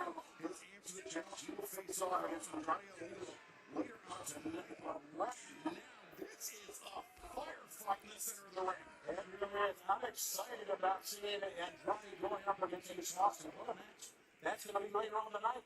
What a match we have going on right now. This following round of the 2026 All Heart Foundation Men's Tournament. Thus far, it's very evenly contested. It really is. No shot. Elbow strike there. Adam, I just replied to you on Twitter there, so I'm going to read out your thing anyway. What would be it to me coming into? I understand. So coming into Forbidden Door. And do you want to hold off on the pay-per-views? I get that. But I think someone like an Andrade, for example, who's just called out for the title, he's been at the top of the card for a while. He's one of those guys in the main event scene. You're going to be much better served than letting him come out there. Doesn't even have to be next week. Like, why does it have to be next week? Give them a feud for a couple of weeks, and then they can have a TV title match in a few weeks. It's fine if he loses, but at least it's a guy that's already at the top of the card. It's not these guys that are kind of cellar dwellers. That's my point. I've been to All In at Wembley and Forbidden Door at the O2. The atmosphere in the O2 was way better. The show was too. 100% rib shot. Now, an enclosed arena in a smaller atmosphere is always going to have a better atmosphere than an open arena, especially if it's half filled. I've given this an analogy before. I went to Crown Jewel last year in Perth. There was about 15,000 in that arena, packed to the rafters every night for Raw, SmackDown, and the Crown Jewel pay-per-view. The year before that, I went to Elimination Chamber in the football stadium that we have here. 45K in a 65K stadium. And the atmosphere was, compared to the Crown Jewel weekend, with a third of the people in there, was 100 times better. 100 times better. This match will face Swerve Strickland in the semifinal round. He's when you throw these forearm shots towards a guy's face non-stop like they've been doing, these elbow strikes, it takes a lot out of you cardio-wise. I tell you that. You can see both men and carry a lot of thickness and weight too. They feel it. Claudio changing directions, lefts and rights with those uppercuts. And as hard as he's hitting it, as you can see that Brody's kind of hunched over there, I think Brody is able to absorb these. Oh, counterpoint, Tony Brody. He's had a history of jaw injuries in the past. So, Claudio may be aware that maybe testing the jaw, but metaphorically, literally. And now he's got him smacked up against the turnbuckles. He's coming right back, man. Claudio shaking it off, but every time he shakes it off, Taz, Claudio's a bit. It really is a stacked show tonight, though, in terms of if you're looking at it on paper. Like the matches we're getting, the promo segments that they've announced and things like that. Again, not saying it's a bad show at all. It's still been a good show. It's just I thought it could have been a lot better than what it was, pacing-wise, structure-wise, and all of that. Like I said, MJF should have been opening the show. They should have started with a hotter match than they did. Andrade Ace Austin on Collision. That's going to be good. That's going to be very good. Seems like Jay White is on his way to return as well. When he returns, I guess I wonder when. Probably at Forbidden Door, maybe, which is coming up, which kind of makes sense, I guess, with him. But I can't wait to see Jay White back. Have another guy in that main event scene, another main event player, just to make it a little bit more unpredictable up there. It does wear you down. You could see the fatigue, both of them. Right? They're taking all these shots, and it also takes a lot out of you when you throw these punches.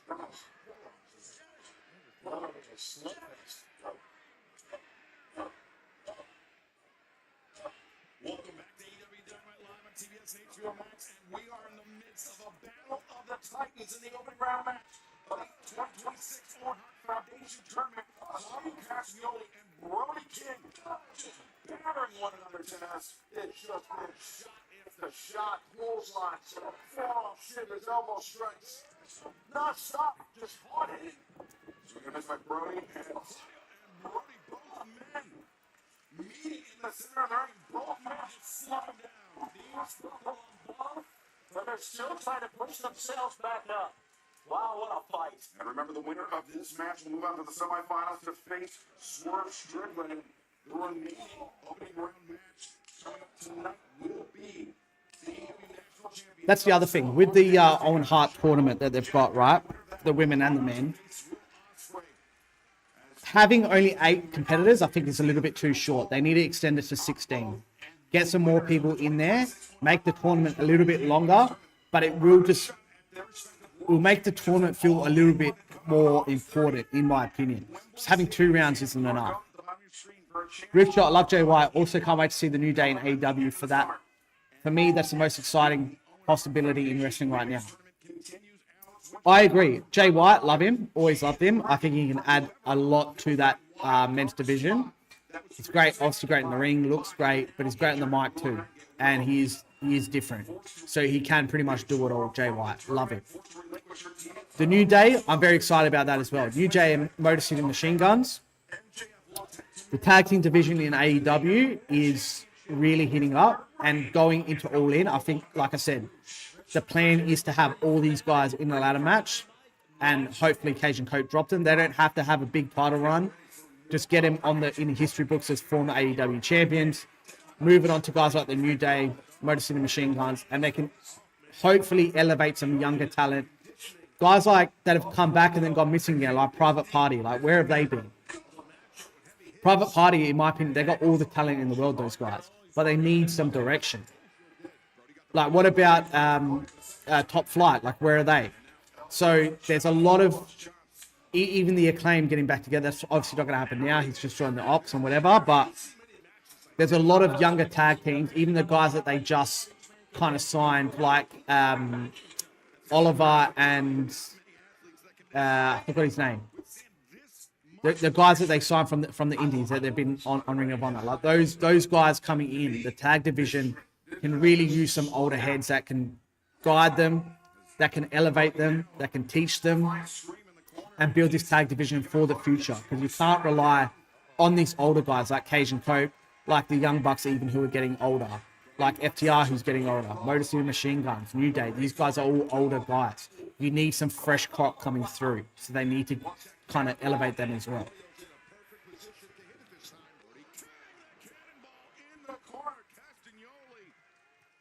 Be the first actual move of this match. I think so. I think like nothing but slugs and elbow shots and forearm shots. I think a smart move by Claudio to roll outside. Don't get much of a choice.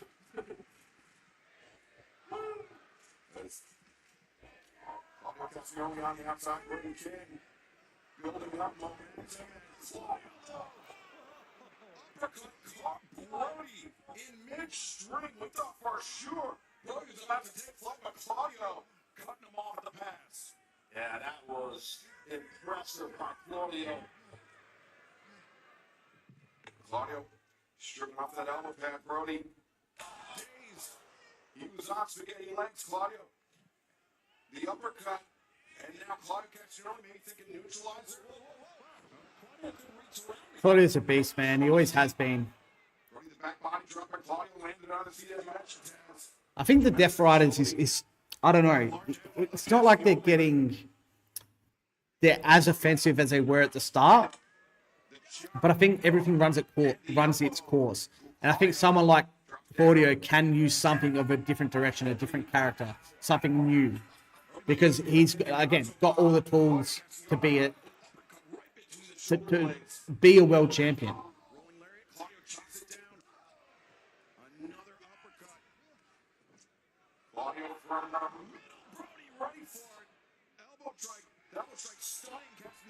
It's going to be interesting to see what happens with Brody as well when Buddy comes back and when Alistair eventually comes back, because it looks like they are. Are they going to reunite this House of Black? What are they going to do there? Are they going to have some feuds with them as a breakup and just completely separate them again? Who knows? Brody's won. I'm happy Brody won. It does keep him as a top guy, Brody, bringing someone like a Claudio, and having the Swerve match as well. They've had a feud in the past, and obviously the Bandito angle as well. So it makes a lot of sense.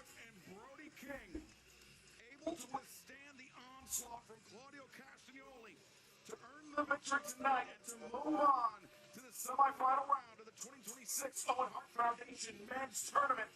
Now let's take a look at the updated brackets where we will see that in the semifinals, Brody King will match up against Swerve Strickland with the winner. Going on to the finals and Forbidden Door coming up on June 28th in San Jose, California.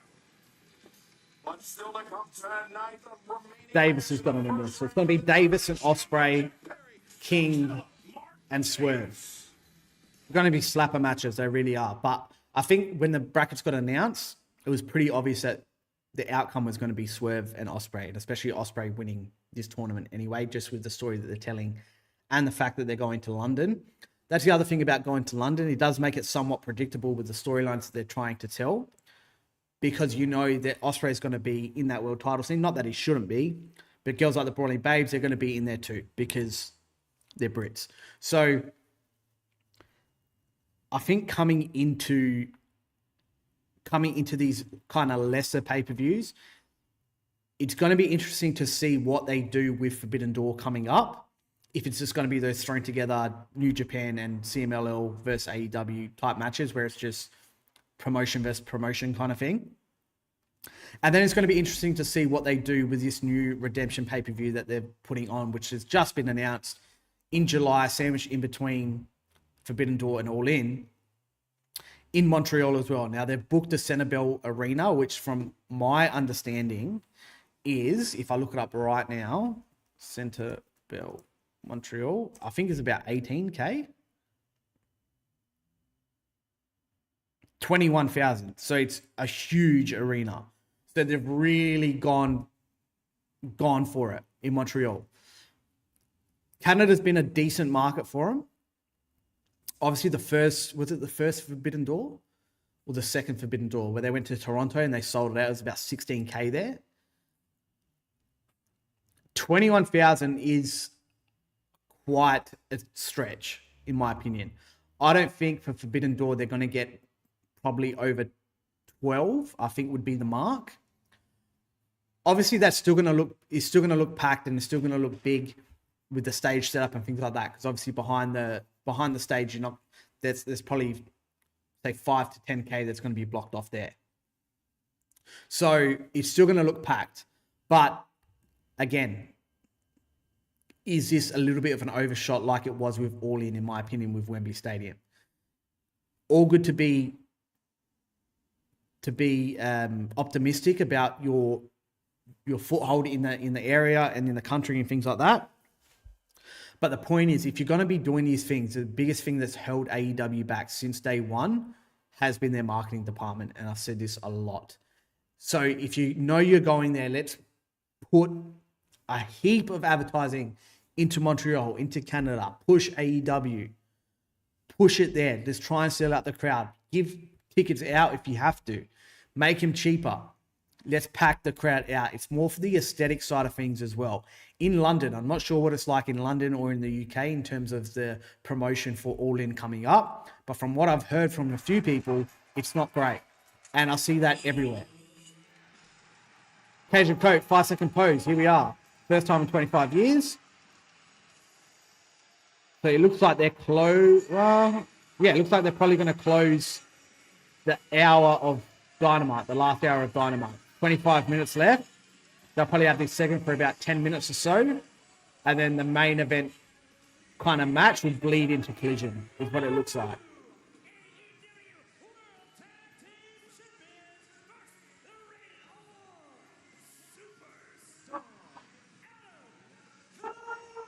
Pretty amazing what Cajun Cope have done, man, to be honest with you. Like, from two guys that had to retire for 7 years, 9 years, injuries, you can't wrestle this and that, and they've come back to where they are now at this age. You got to give kudos to them. You really do. Cemented their legacy as one of the greatest tag teams of all time by capturing the AEW World Tag Team Championship. But because the future of Cope and Cage as a tag team will continue. I think it was the best moment of the night. We had so many great moments from the Stadium Stampede, a great crowd, a sellout crowd. But shutting up, at least for a moment, FTR, put them in their place. To me, was the biggest moment of the night.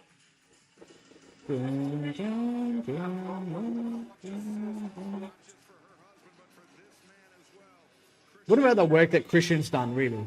Being a heel, like, honestly. And most important of all, Taz, for at least as far as Christian Cage is concerned, he got his expensive watch back. Yes, he does. I actually saw the watch here on today. And, yeah, it's pretty nice.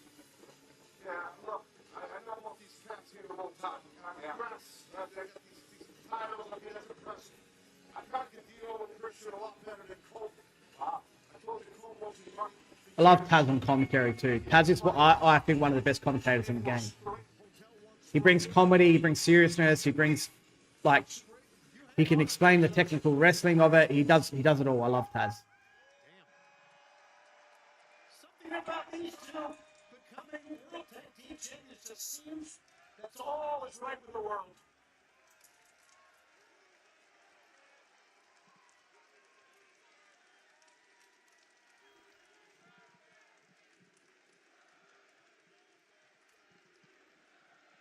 deserve it. They've had 5 million titles in 40 years. They deserve every one of them.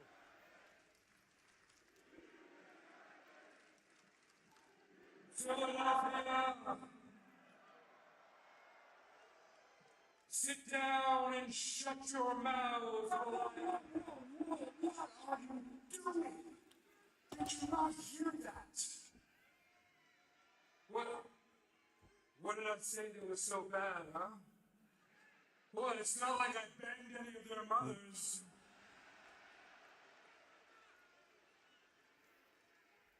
Actually, maybe I did. I mean, hey, the 90s were pretty crazy, I will say that. FTR, I know you're sitting at home with your beady little eyes pushed up against your TV screen, wondering what it is that I'm gonna say. Well, here it is. You two are without a doubt the toughest. You two are without a doubt the best tag team that we've ever shared the ring with. And you brought out the very best in Cajun Coke. You are, as advertised, you are what you say you are. You are top guys. You just aren't the tippy top. Christian's work in AEW has been some of his best in his career. It has to be. To an I Quit match with 2 men who were told they'd never wrestle again. 2 men who were retired between us for 16 years. See, we refused to say I quit, and we got our careers back. Again, pretty amazing what they've done. But man, FTR, they're in the rear view. It's time to live in the now, isn't it, Philly? It's time to have some fun here tonight, isn't it, Philly? So we're going to do something that we haven't done in 25 years. And that's not just whole tag team goal, no. You know what it is, Philly. FTR's going to come out. Someone's got to come out and stop it, don't they? Tonight, for all of you, for the first time in 25 And after a years, blackout spot. for the benefit of those with flash photography, we will hit a 5-second pose. Yeah, I'm not doing that. Good for you, Christian Cage. Good for you. What is your problem, Philly? Philly, you want to see a 5-second pose, am I right? Come on, do you want to see a 5-second pose? Give me some.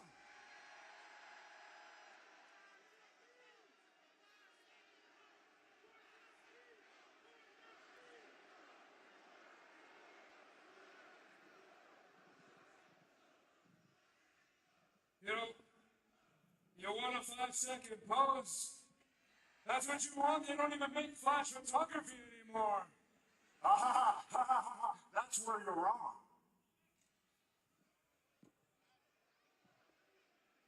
Let's go. Let's keep doing it. What is this guy up to? See, about 20 years ago, I went to the store and I bought a bunch of these just for this scenario.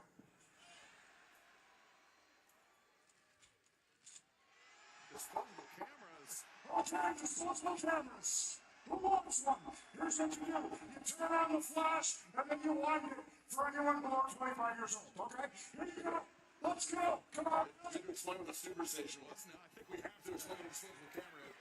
Before, you couldn't just take pictures on your phone. You actually had to take pictures on a device that would have to take it to a special place to get that. Just look it up online. That's fine. Good call. Well, this is quite a moment. I swear, if you give one of those cameras, I'm going to double on it. Oh my God, I'm getting tired. Hold up. You're running hands over here.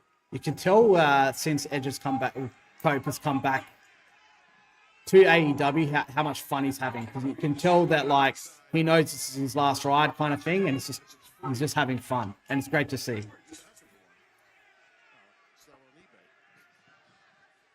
Oh, we did it. All right, Phil, are you ready? Oh, so, for the benefit of those, David Finlay in the corners. You knew someone was going to come out. The dogs I probably wasn't expecting, but I kind of like this because since that they've come in, I don't think that they've done a great job of elevating these guys as to what they can be, because I think they're both really good. And I think they're perfect in this spot too. They can be challengers for the belt, build a little bit of a feud, coming into, say, Montreal or probably not Forbidden Door, but they can build a little bit of a feud here with these guys. So I don't mind it. At least it elevates these guys a little bit and gets them a little bit more legitimacy. Even though they're obviously going to lose, it still elevates them to that title scene after losing as well. Like it's probably a good thing that they're in this spot.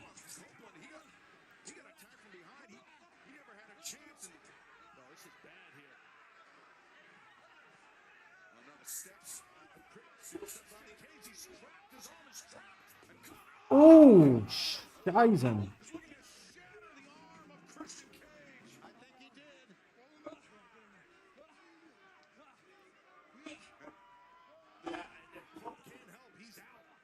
Don't mind it either, because they're obviously going to go the angle that now they're injured or whatever, and that's why they can't. I don't mind it. I don't mind Finley as well. I've actually always liked Finley. I think he's got something to give as a heel, to be honest. I think it's been a good signing too, if they push him in the right direction.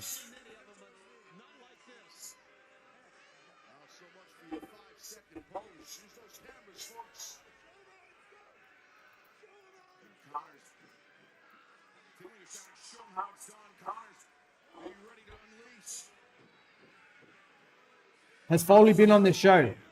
Ripshot, no, he hasn't. So he was after the show in the scrum. Tony said he's not going to be in the show because he has prior engagement. So he was never going to be on the show tonight.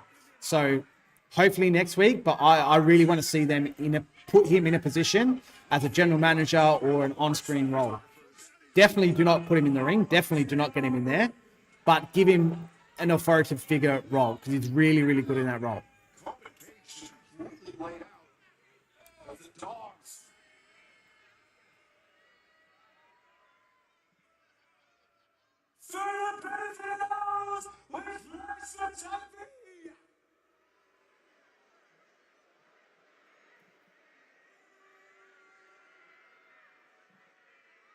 The Dogs present a new 5-second pose.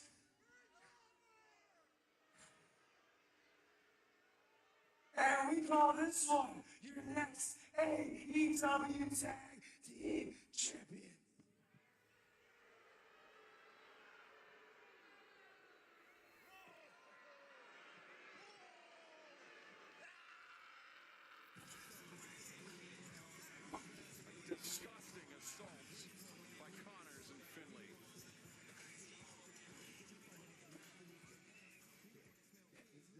Swerve is on the show. Did you all see what we did to Bandito at Double or Nothing?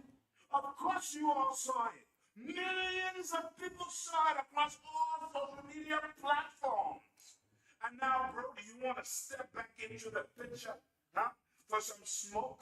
But I have some news for you. Swerve is taking the own, and then he's going back to Wembley Stadium into the main event.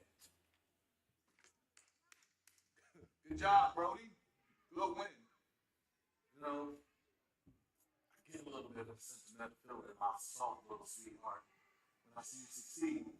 Because if it wasn't for Swerve, nobody would know who your name is. Back in 2016, I was the one that broke you out into this industry. Like I said, okay. Frank Fall.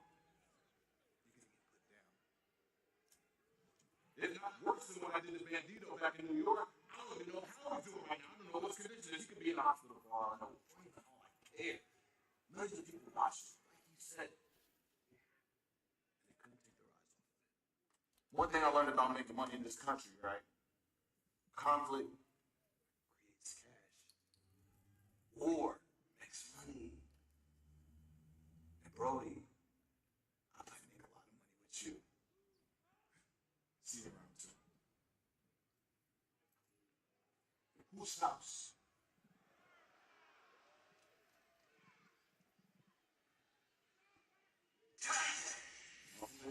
Owen Hart Foundation tournament to one of the original tag teams in the AEW Women's Division. Okay, so this is another baffling thing. Now, this is the top of the hour going into Collision. So essentially, this is a Dynamite main event, and you've got KJ in the main event of Dynamite, essentially. The structure of this show, the match placement of this show has been completely wrong all night.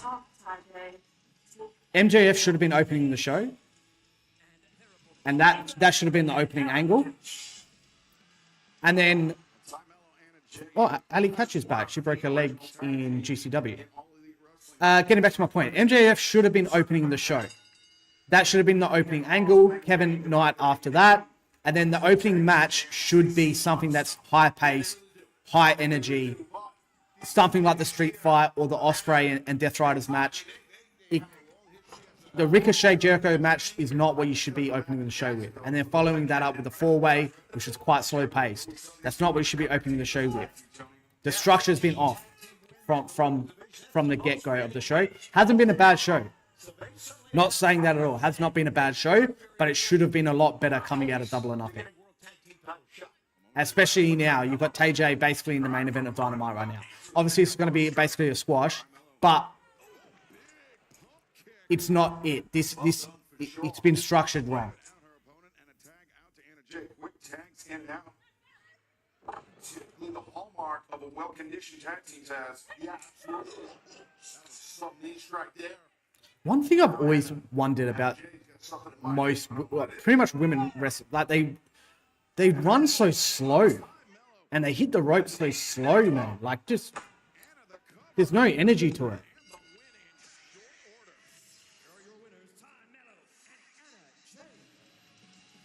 Welcome back to the tag team division time, and Anna.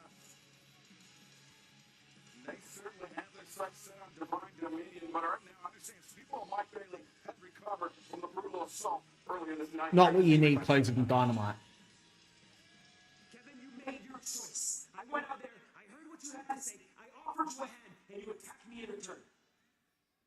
Is that the road you want to go down? Well, so be it. We can walk down it together, just on opposite sides. So how about me and you, one-on-one? You want to show the world who you really are? Well, let's see how that goes. Okay, so the call-outs happened. So, again, that was always going to be a squash match, but leading into the top of the hour, going into the closing of the show, that's probably not what you need.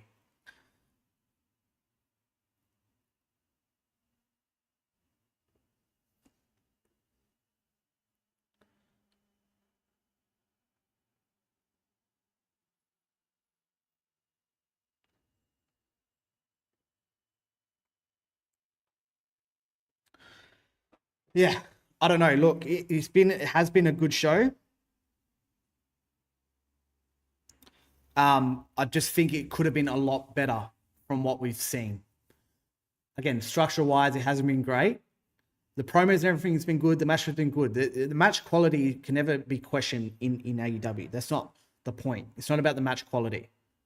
It's more gripping viewers that are viewing for the first time, or they're coming into it from a long time that haven't been watching AEW. There's nothing to kind of grip them into watching the rest of the show. The show should be structured. Opening segment, something happening there. In the middle of the show, another segment that leads you to the end of the show to keep you hanging around. Have MJF open the show. Then in the middle of the show, have him interact with Kevin Knight. And then lead off to an angle at the end where then after then he can be called out by Briscoe or whatever. Like, leave us through the show, weaving through the show, leaving us wanting to keep watching. Because there's nothing to keep wanting you to keep watching. The structure is just a little bit off.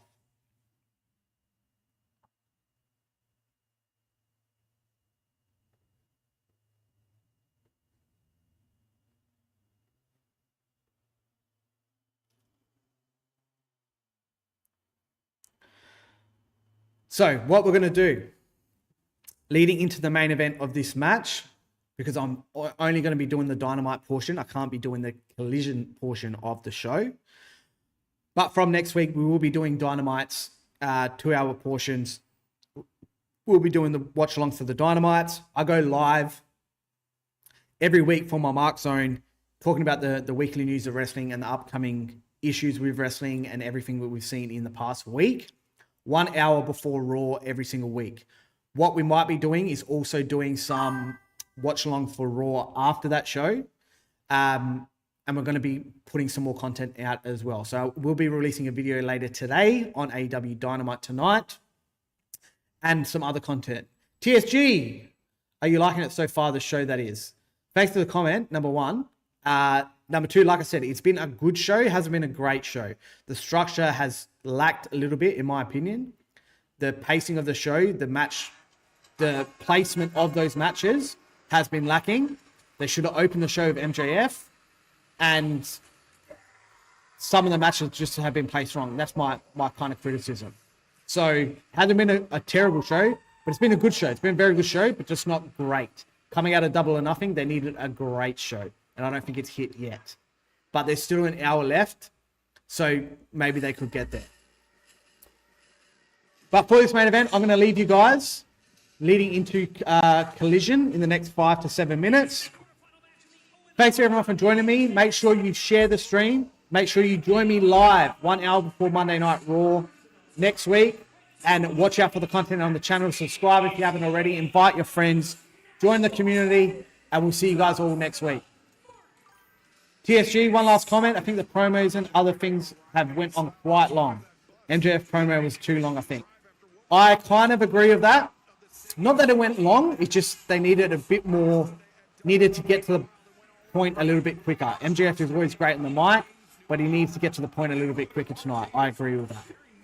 Enjoy the main event, guys. Enjoy